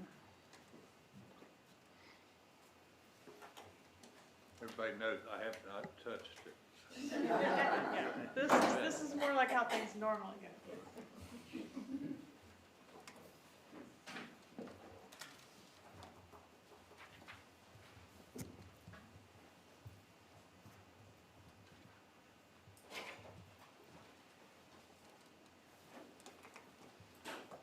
Might speed things up. If you look at one and pass it down, so we don't have to wait for each person to look at both photographs.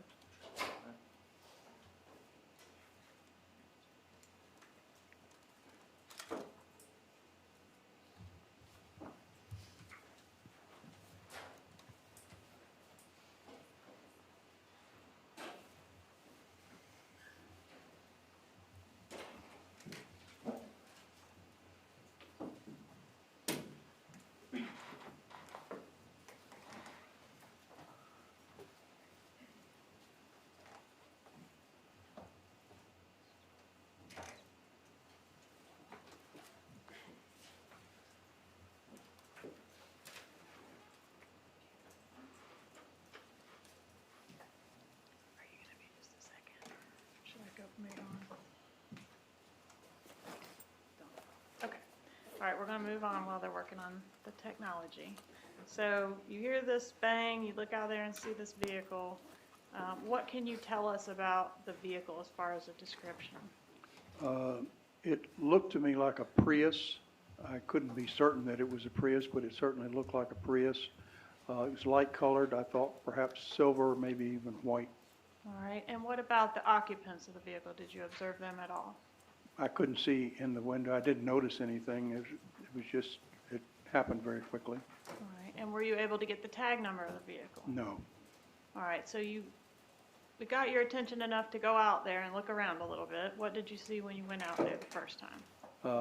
As I walked next door to Danny's house, like I said, my first thought was that somebody had tried to break in, maybe tried to break in through the garage. But the garage door was open, and the car was in the garage, and the engine was running. And so then I thought to myself, well, this must not be a burglary attempt if Danny's here and he's getting ready to leave. And so I walked back to my house again. All right.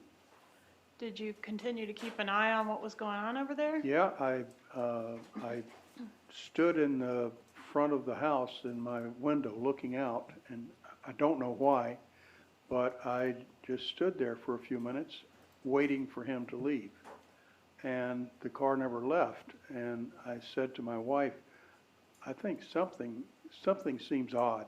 I don't know. Danny hadn't left yet. And so I said, I'm going to walk back and check it out. And so I did. And as I went next door again, I looked, and the garage door was still up.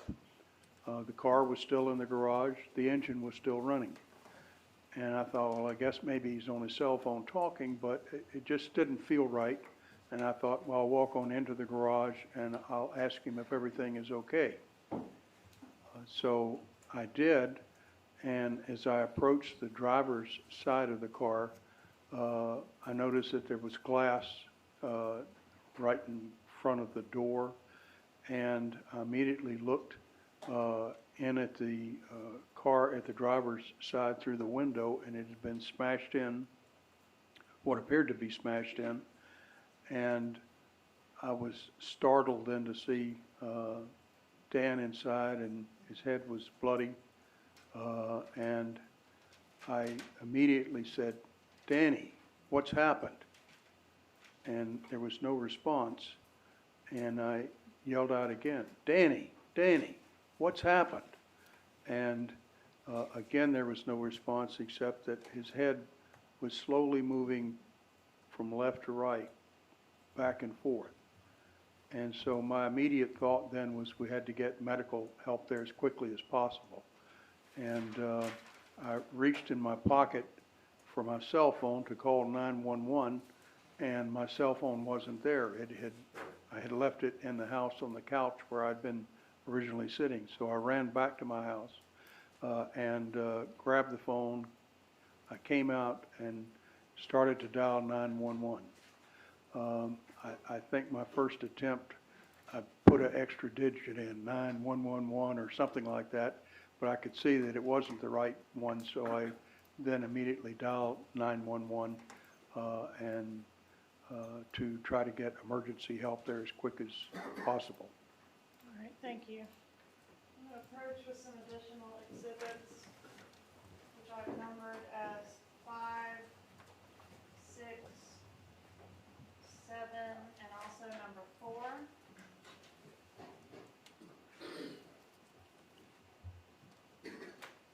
Magbanua would object to number 5 if we could throw up sidebar. Okay. Judge, I'll address it.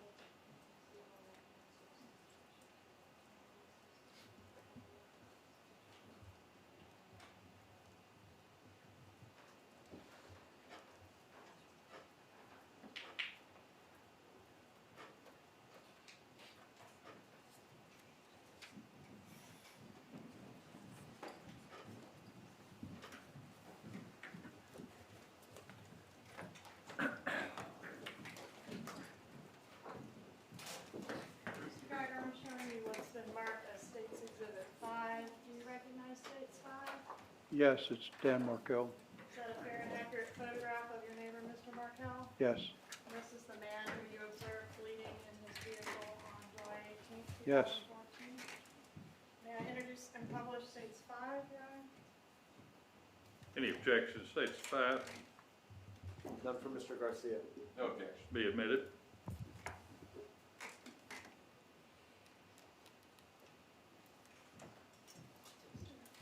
Driver, I'm now showing you what I've marked as States Exhibits 6 and 7. Do you recognize States 6 and 7? yes. How do you recognize these? Well, this is Dan Markel's house. On number 6, you can see the edge of my house. And number 7, it's a closer up view of his garage. And is this a fair and accurate view of the state of his garage at the time you observed it on the date that he was injured? Yes, Judge, at this time I'd ask to move into evidence States 6 and 7. Any objection, None for Mr. Garcia. No objection. be admitted. 6 and 7, May I publish? you may. So when you went next door, was the garage door at Mr. Markel's house open? yes. All right, and on which side of the vehicle did you approach? I approached the driver's side, which would be the left as you're looking in through the garage. You mentioned the glass was broken or smashed in, I think you said? I think I used the word smashed. It was, little pieces of glass were on the floor, and as I looked at the window, it seemed to be it was shattered, and there was a kind of a gaping hole there. And when you're referring to the window, which window are you referring to? The driver's side window, the front window, All right, so the window that's in the driver's door, yes. States Exhibit 7, just a closer up view of kind of how things were situated when you approached that vehicle that day. Yes, Let me show you what I've marked as States Exhibit 4. You mentioned seeing a vehicle exit Mr. Markel's residence that morning. Have you had an opportunity to review States Exhibit 4 prior to today? yes, And is the vehicle depicted in States Exhibit 4 consistent with the vehicle that you observed on the day in question? yes it is. All right. And is there anything about this vehicle that you can say is different from or inconsistent with the vehicle that you observed that day? No, All right, I'm going to ask that if you'll just initial States Exhibit 4 anywhere on there, let us know that that is consistent with what you observed.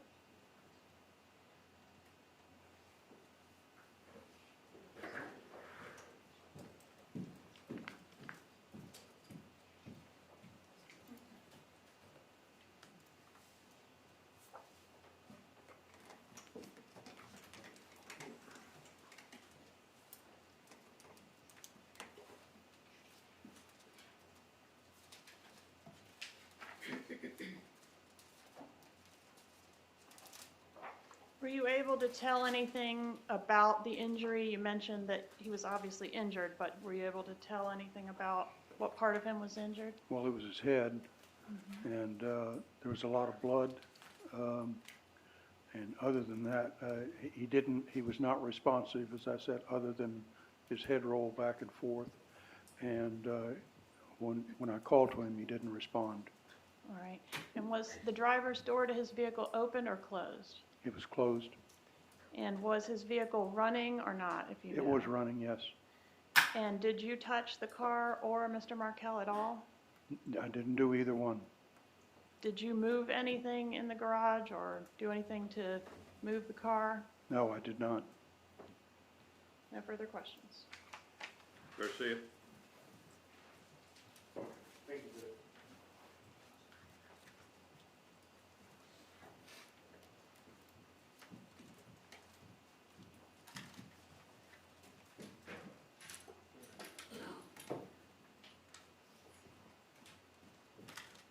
Good morning, Mr. Guy. Good morning.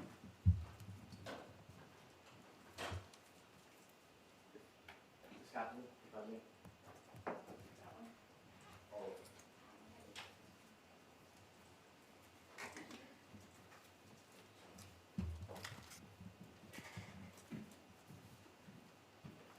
Your house is located to the, your next door neighbor you were next door neighbor to Mr. Markel, correct?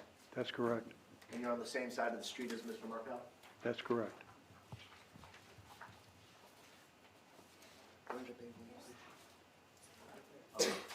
Yeah, Oh, sorry.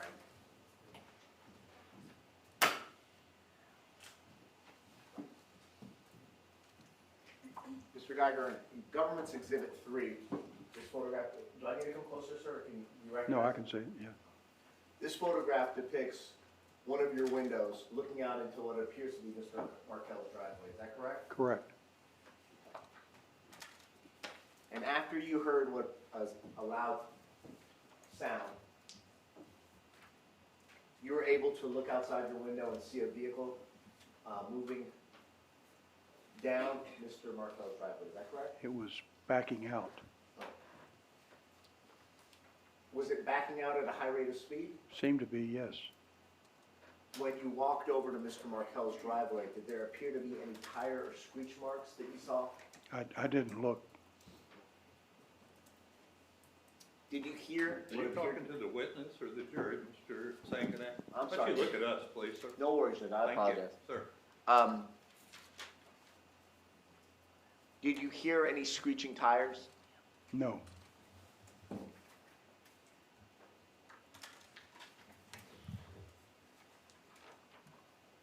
In about how long, and I know this is a guesstimation, about how long would you say that you had a visual of the vehicle that you described?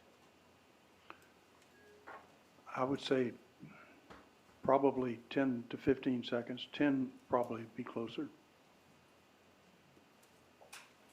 So closer to 10 seconds, sir? 10 to 15, yes. And during this time where you had this 10-second window, isn't it correct that you are unable to identify any of the occupants of the vehicle, correct? That is correct. And so you would be unable to indicate whether or not that there was one or two people in the car, is that correct? That is correct. You would be unable to give a description as to what the driver looked like, is that correct? That's correct.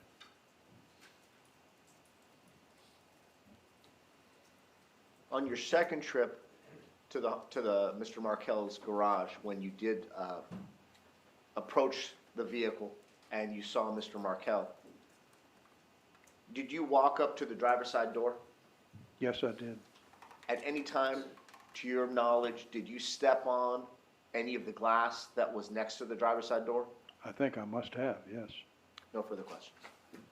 Magbanua, Oh, Your Honor, I have no questions for Mr. Geiger. they redirect. Judge, I have one additional area to cover with this witness. I was hesitant to do it because of the technology, but I understand we're going to be able to do it.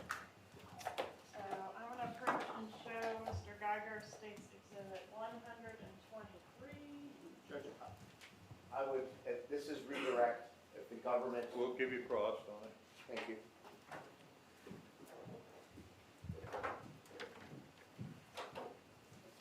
Mr. Geiger, have you previously had an opportunity to review this exhibit?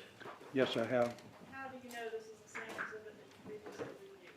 Well, I initialed it right here. All right, and what was on this exhibit? This is a recording of the 911 call and in its entirety.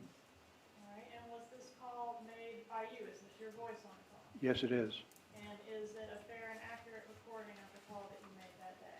Yes, it is. And was the call made at or near the time that you perceived these injuries to your neighbor?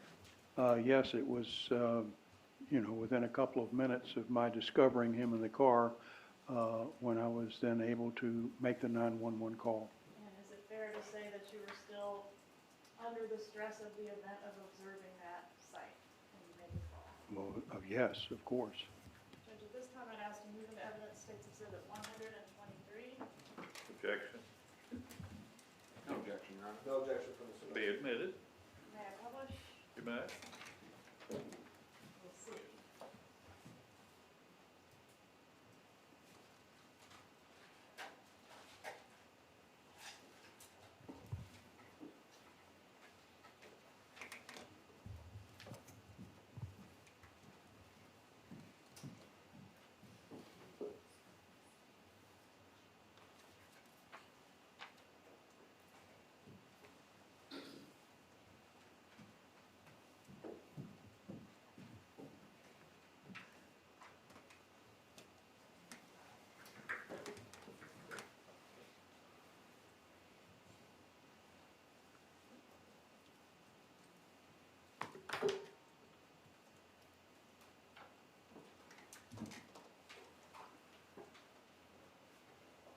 about due for a break anyway. Well, let the jury step out with the bailiff. We'll take 10 minutes.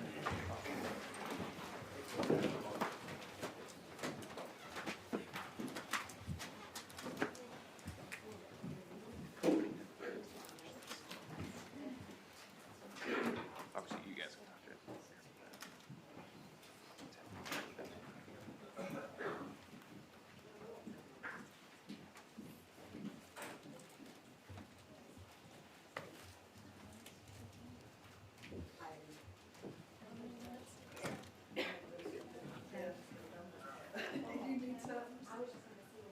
Mr. Geiger, we're gonna take 10 minutes if you wanna step out.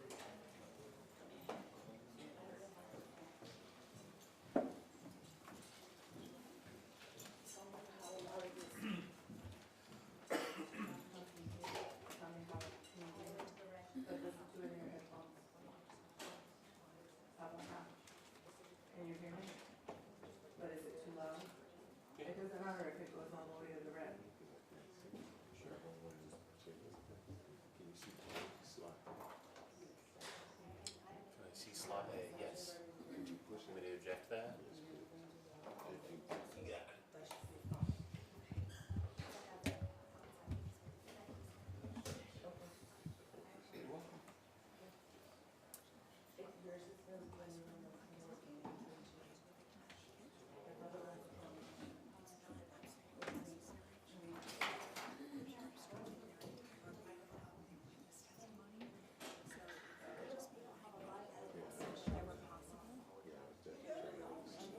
You got it.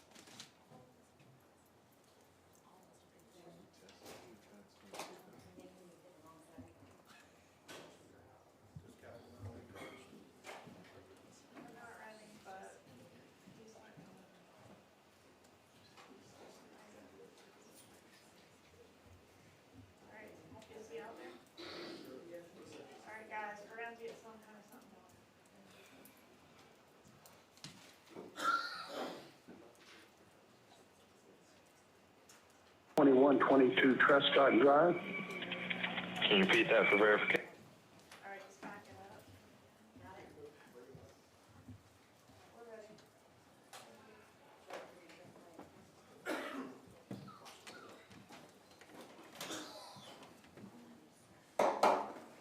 All right, court's back in session.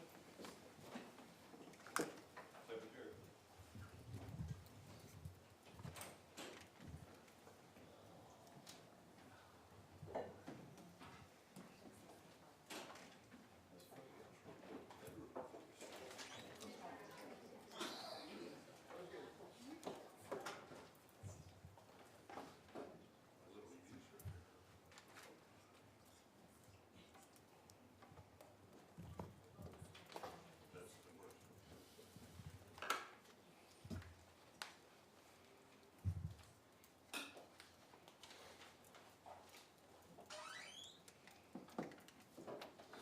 Jury in the courtroom?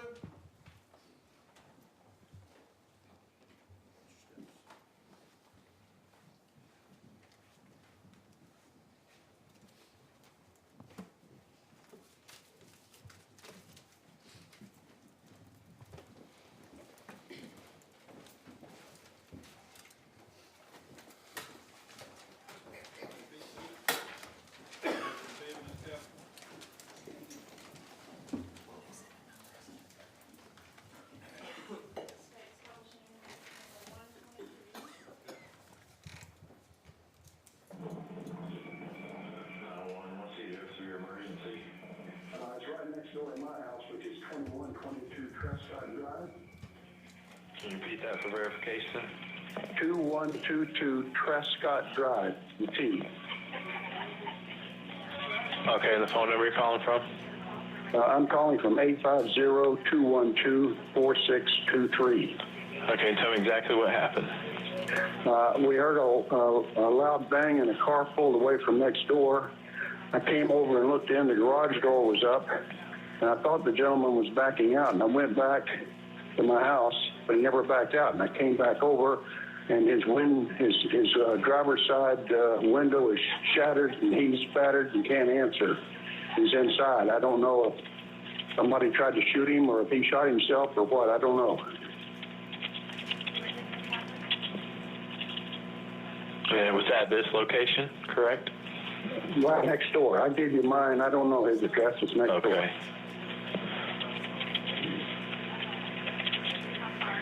He didn't send an ambulance in a hurry.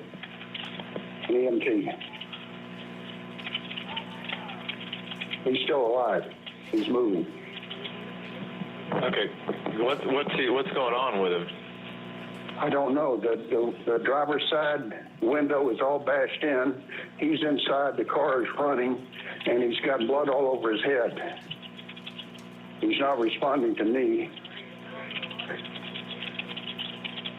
That number, by the way, is 2116 2116.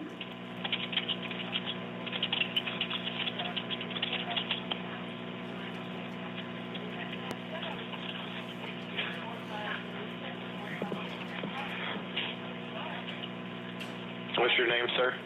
My name is Jim Geiger, Geiger.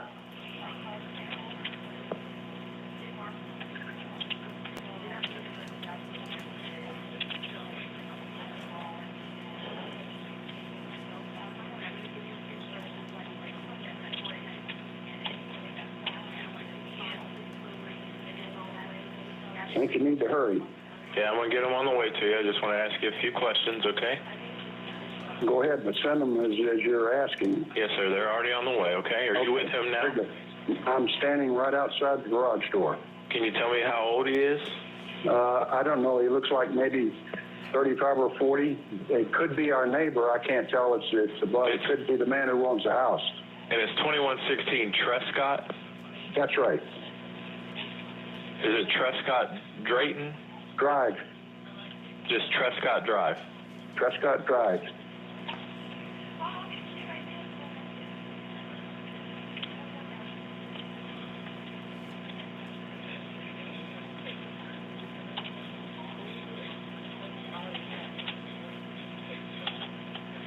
Hang on 1 second for me, okay?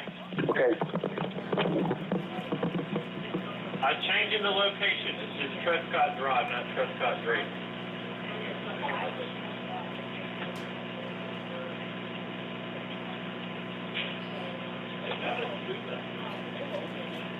Tell you, man. All right, sir. I apologize about that. What was the, how old is the patient again? I'm sorry. I can't tell. He looks maybe 35 or 40. I don't know. Okay. And is he awake? He's just moving his head around, but he's not responding.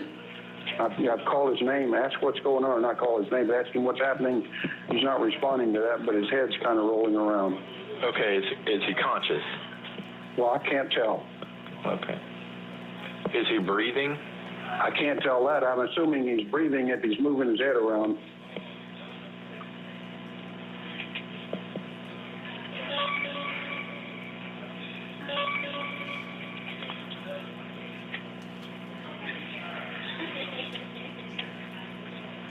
Did you ever hear him talk or anything? No. Okay.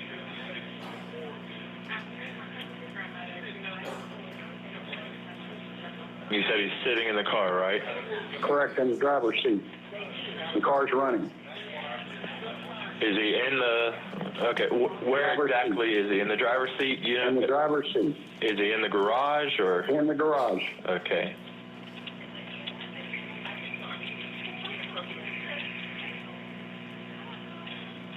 Police needs to go.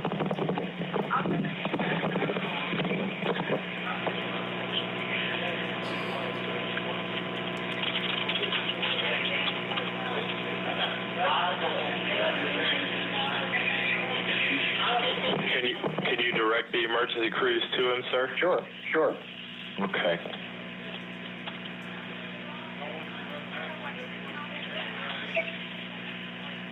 All right, I'm sending the paramedics to help you now. Just stay on the line. I'll tell you exactly what to do next. Okay. If it's safe to do so, see if he is conscious and breathing or moving at all, okay? It's not safe for me to do. I don't want to put my hand in here. Okay. Well, help's on the way. Okay. All right. He's standing by. All right. Is there any other thing? You said there was another vehicle that you saw driving away? Yes. We heard a noise, a loud noise, and then I looked over and a car was backing up. It looked sort of like it was light-colored, white or silver. I want to say it was a Prius, but it could have been a different car, but a small car about that size.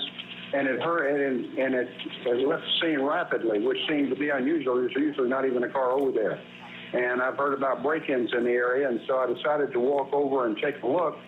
And the garage door was open, and the car was running, and so I thought that was my neighbor, and he's getting ready to back out. And so I walked back to my house, which is just a few feet away, and he never came out. So then I walked back over. He's still in there, and I thought I would go up and ask him what was happening. And then I saw the window shattered, and he's got blood all over his head. What did the vehicle that was driving away look like again? It looked sort of like a Prius, but I couldn't tell you for sure that it was a Prius. It was light-colored, maybe white or silver.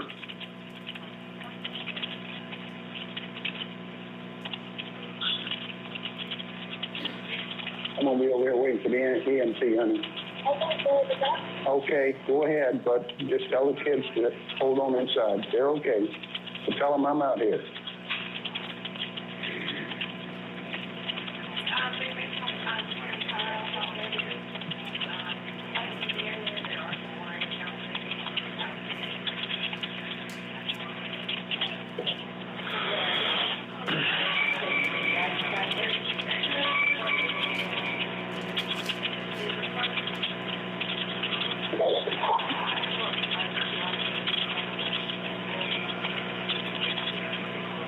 All right, just stay on the line with me for now, okay, sir? Okay, I'm here. I got him on the way to you. Very good. I'm standing at the street, so if I see him coming down the street, I can direct him right in.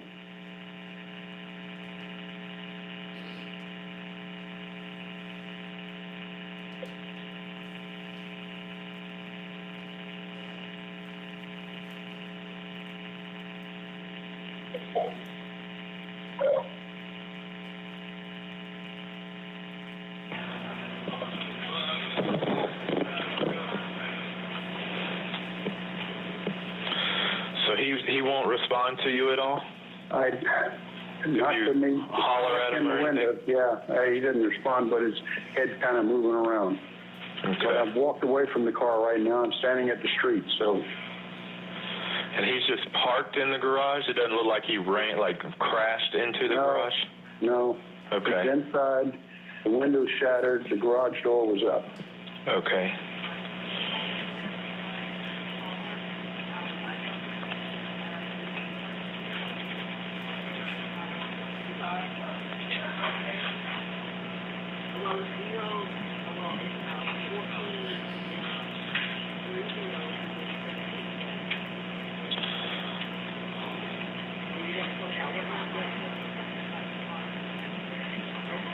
Where is the vehicle dispatched from?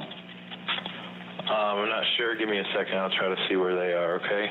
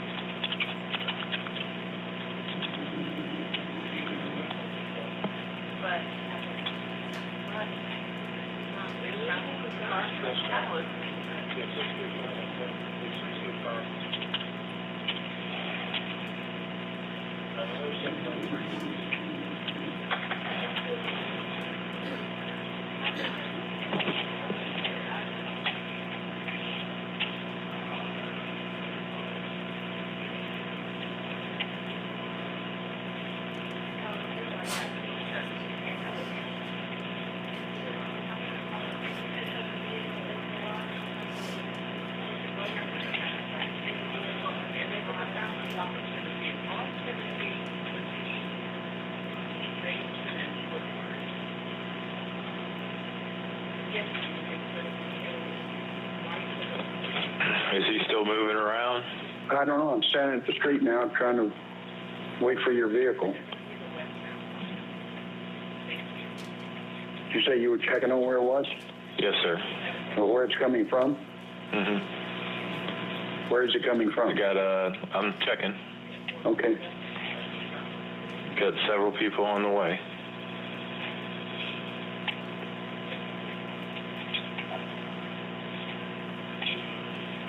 Looks like one person's coming from McClay Road. Okay, well, it may take them a while to get here then. We're close to the hospital, so. Mm-hmm. I know it, honey. The car's running and he's inside and his head's all bloody and he's not responding, so. Oh, go ahead.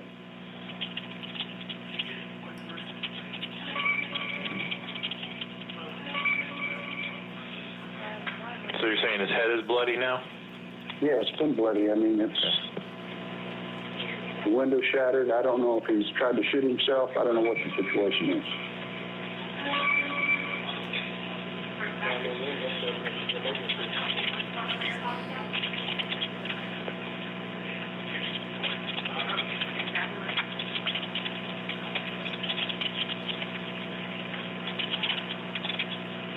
It's the driver's side window, correct?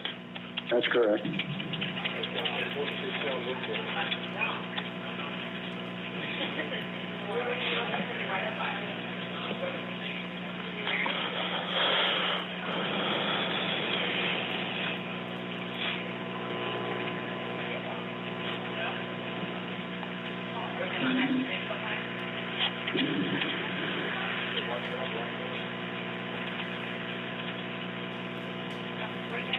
He's still moving around, so he's alive.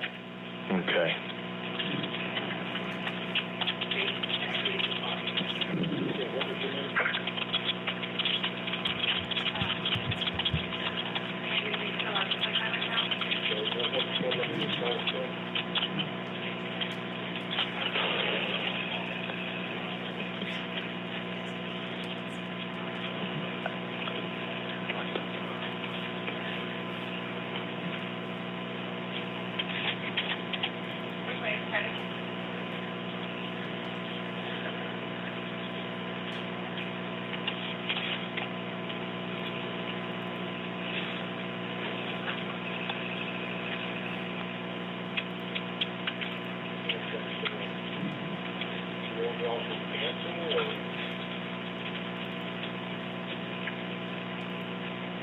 Okay, we'll get somebody else that way, okay?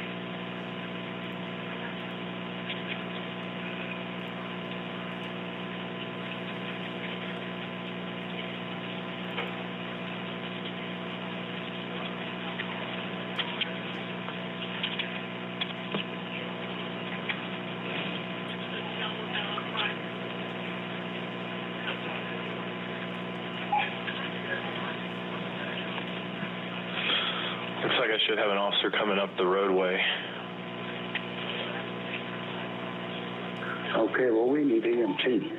Well, the officer's going to be there first. They're not going to come until we figure out what's going on, but they're on the way as well, okay? You better be if this guy's got a shot living. Yes, sir. They're on the way as well, okay?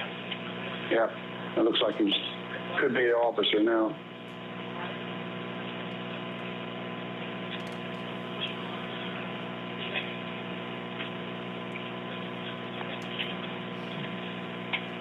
Is he there? Yeah, he's just coming up right now. Okay. I'm going to go ahead and let you go, sir, okay? Okay, very good. Thank you.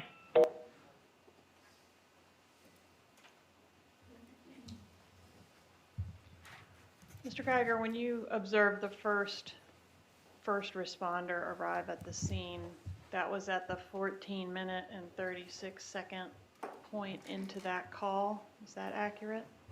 About? It seemed a lot longer. All right.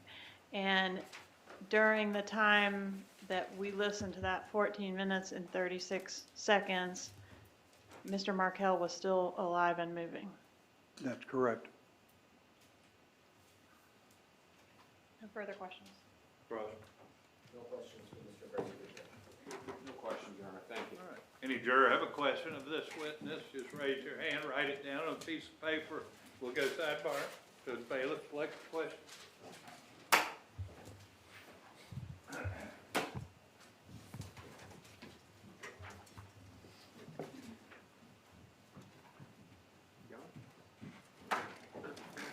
Anyone else have a question?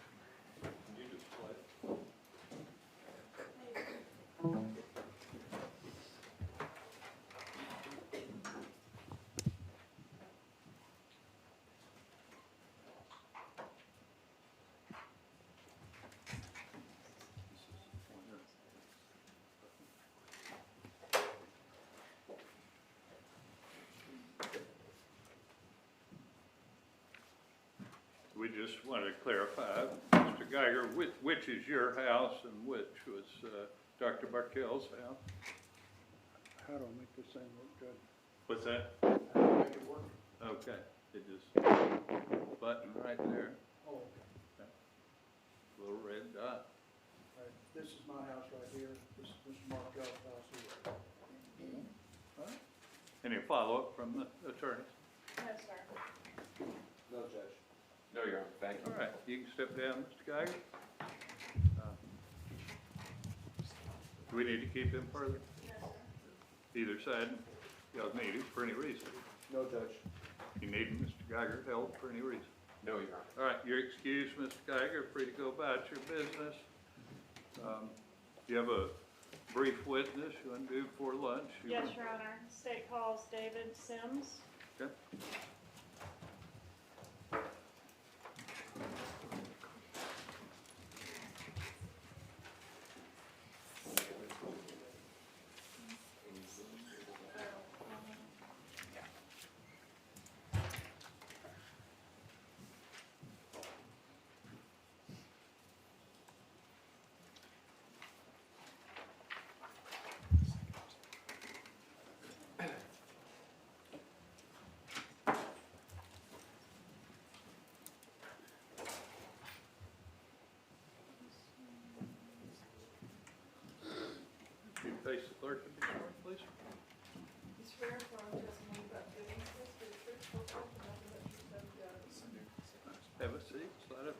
please.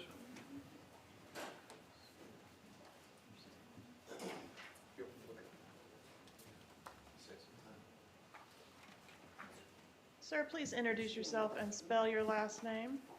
David Sims, S-I-M-S. Are you employed, sir? Yes, ma'am. And how are you employed? I work at the Florida Department of Law Enforcement. Okay, did you previously work for the Tallahassee Police Department? Yes, I did. How long did you work for the Tallahassee Police Department? 28 years. When did you retire from the Tallahassee Police In Department? October of 15. Alright. I want to ask you about a response to Trescott Drive back on July 18th of 2014. Do you recall that particular call? Yes. All right, and to what address did you respond? if you may? 2116 Trescott Drive. All right, is that address in Leon County? Yes, it is. All right. What time were you personally dispatched or sent to that call? I don't recall the exact time, but it's probably in the 11 o'clock in the morning hour, somewhere in there. All right, and do you recall where you were traveling from to that location? From the station, from TPD. Okay. And were you the first responder to arrive at that crime scene? Yes. Did any other first responders arrive around the time that you did? Just after me, yes. Who was that? Officer Bradshaw. At some point, did EMS arrive as well? Yes, about the same time as Officer Bradshaw. Can you estimate how much time passed between your arrival and the arrival of EMS? 3 to 4 minutes.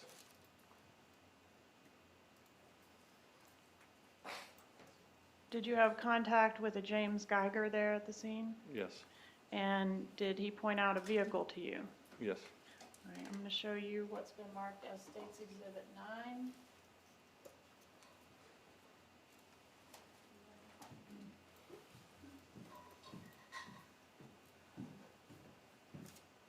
Do you recognize State's Exhibit 9? Yes. How do you recognize it? That is the vehicle that was parked in the garage at 2116 Trescott. All right, is it a fair and accurate photo of how the vehicle looked when you approached? When I approached, the doors were all shut. Okay, other than that, is it fair and accurate? Correct. All right, what about State's Exhibit 10? Do you recognize that one? Yes. And is that a fair and accurate photograph of the scene as well? Yes. All right, and are there any differences in this photograph from how it was when you first approached? The driver's door would have been closed. The phone that's on the ground was, I believe, in the victim's left hand, and half of the eyeglasses was in his lap. All right, so Mr. Markel had been removed from the vehicle at the time these photos were taken, is that correct? Correct. All right, and is this a fair and accurate photo of how the scene appeared after Mr. Markel was removed from the vehicle? Yes. Okay, and I'm sure this is obvious, but why did we remove Mr. Markel from the vehicle prior to documenting the scene? For medical attention. And I want to show you State's Exhibit 8 as well. Do you recognize State's 8? Yes, that would be the driver's side window with a partially removed window busted out, and then a partial striation of the glass is still there with a slight rounded area as if something had gone through the window from the outside. And is that how the window appeared to you when you approached the vehicle? Correct. Judge, this time I'd ask to introduce into evidence States 8, 9, and 10. Any objection? No objection from Mr. Garcia. No objection now. 8, 9, and 10 will be admitted. So let's start with State's Exhibit 8. If you would make use of the pointer. And explain to us kind of what you were describing. This part of the window was broken out, and then the cracking up here of what remained inside the door, and then right there is a slight curved area in the glass. And the door was shut when you originally approached, correct? Correct, the door was closed. All right, and in this photograph, the door has been opened, as you mentioned, to provide medical attention to Mr. Markel. Is the amount of glass that's present in State's Exhibit 8 consistent with the amount you observed when you first approached, or did a bunch of glass fall out when you opened the door? As far as I recall, it looked very similar to that. mention State's Exhibit 10, some, observing some items on the ground here. Could you point those out and tell us what you're talking about? The phone here was in, I believe, in his left hand inside the car, and these half of eyeglasses was laying on his lap. In State's Exhibit 9, this is how the car was when you approached, other than the doors were closed. Correct. Was the vehicle running or not? The vehicle was running. All right, when you first approached, can you explain for the jury the position of Mr. Markel? He was sitting in the front seat of the car. Mr. Geiger had told me his name was Daniel, so when I approached the car, I called out his name and I got no response. And I got a little closer, called again, no response, and he was sitting in the front seat, kind of slumped forward, and there was a gasping to his breath. But he was not responding to me, and his arms were down in front of him. Was he able to say any words during the time that you were on scene? No. Did you observe any obvious injuries to Mr. Markel? I saw blood on his shirt, around his face, and then also down onto the seat. Okay. And you said that the cell phone was in his left hand? Yeah, and I believe in his right hand was a business card of some kind. All right. Do you know whether the vehicle was locked or unlocked? The vehicle was locked. All right. And what did you do to gain access to the vehicle?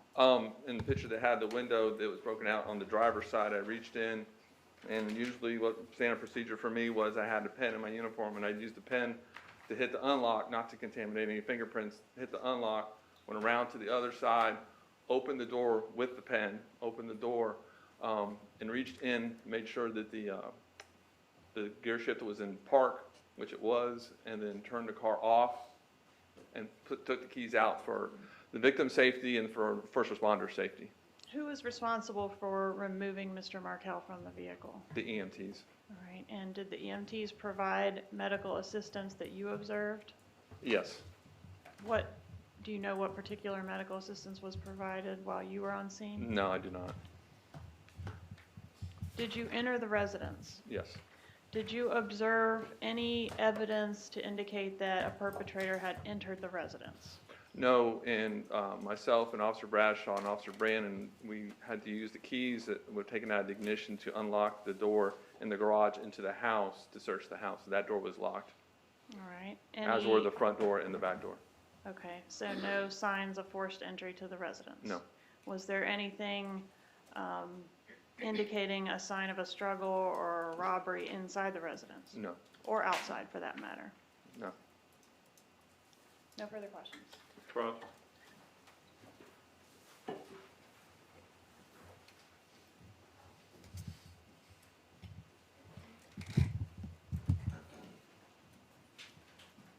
Mr. Sims, good afternoon.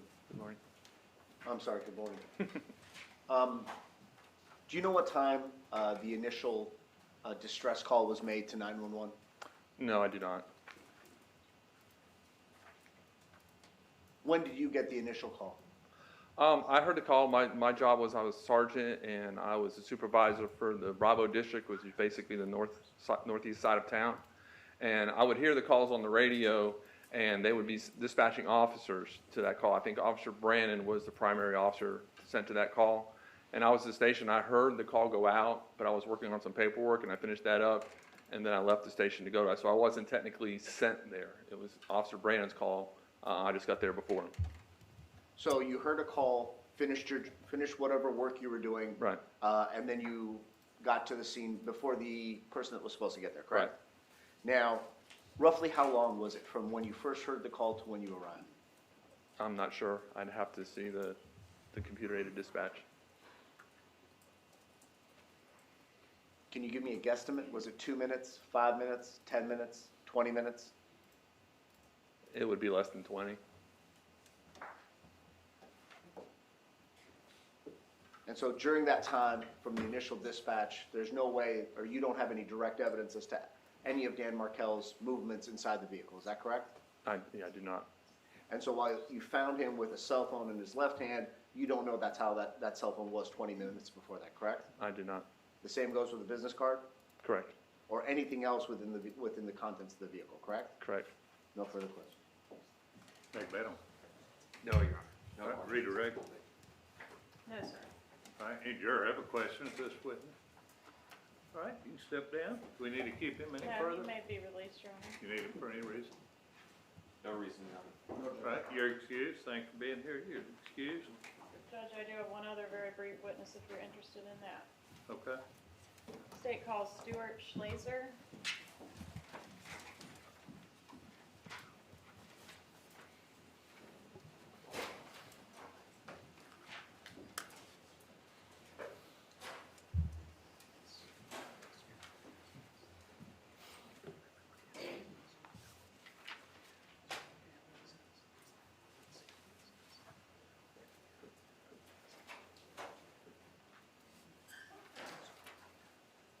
Come on up here, please.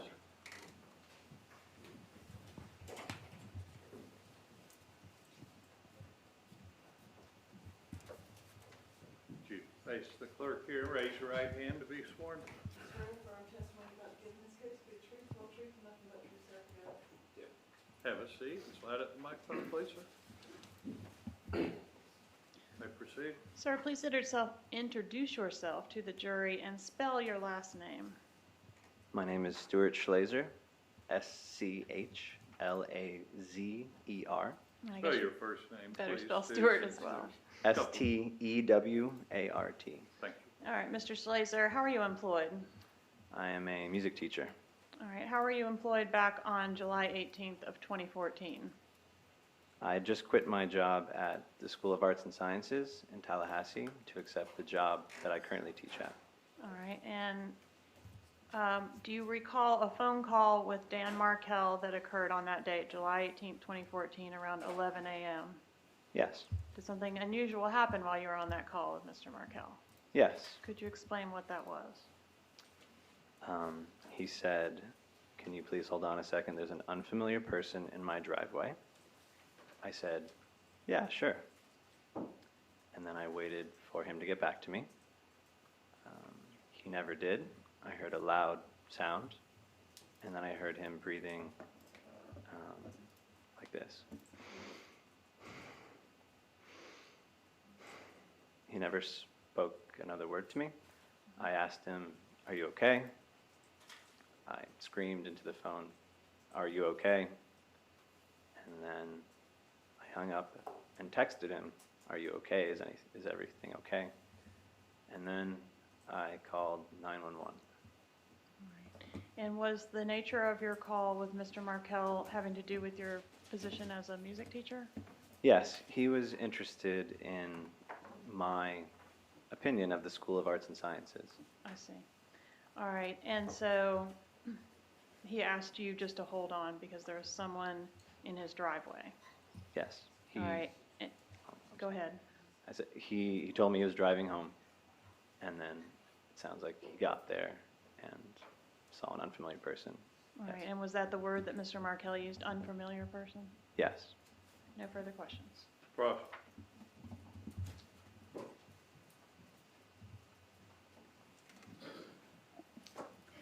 Really quick. Did he say person or persons? The word that struck me the most was unfamiliar. I believe he said person, Person. but it's been 5 years. I don't remember the exact plural or singular form of the word. Well, you did give a sworn statement to law enforcement in this case, correct? Yes. And during that sworn statement, when you described what took place, you said unfamiliar person being singular, correct? I believe so, yes. Thank you. Magbanua. Not disclosed, so adjournment. No questions. All right, redirect. No, sir. All right. We're going to take a lunch break. Just leave your notes where they are. Be back at 1:15. We've got to work out where we have them come. I guess just come to this hallway. Work that out with them, make sure they understand where to report back. We're on the 3rd floor. Don't want you hanging out over in this area. That's where the witnesses and the parties are. And one of the parties had asked me to comment, and I forgot yesterday, truthfully, they may run into you in the hallway, they're not gonna talk to you, even exchange the time of day. That's because they understand the rules are such, okay? We'll let you step out to the veil, be back at 1:15. You can step down. Do we need to keep Mr. Slazer any further? No, sir. Either side need him? No, Judge. No, you're. All right, you're excused, Mr. Slazer. We're gonna stay in session for a few minutes.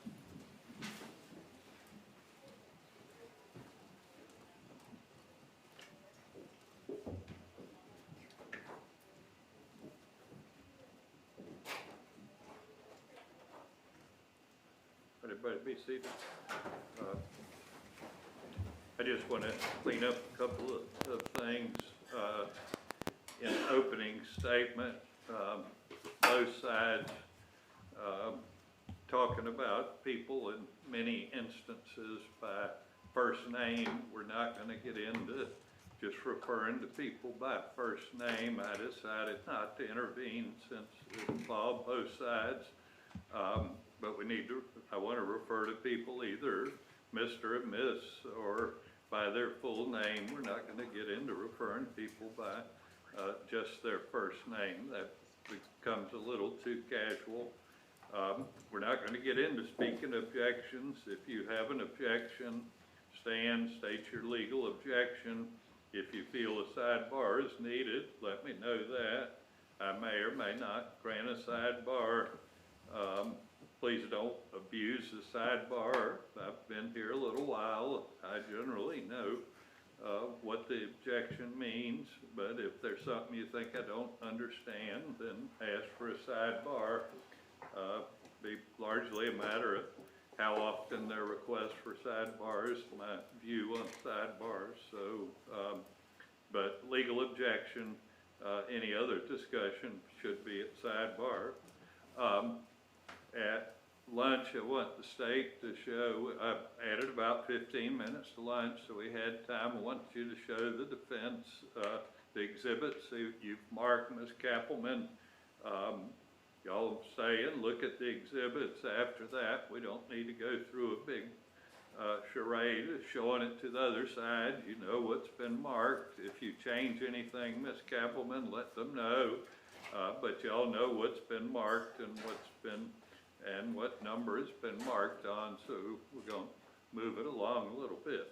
Anything from any of the parties? Right.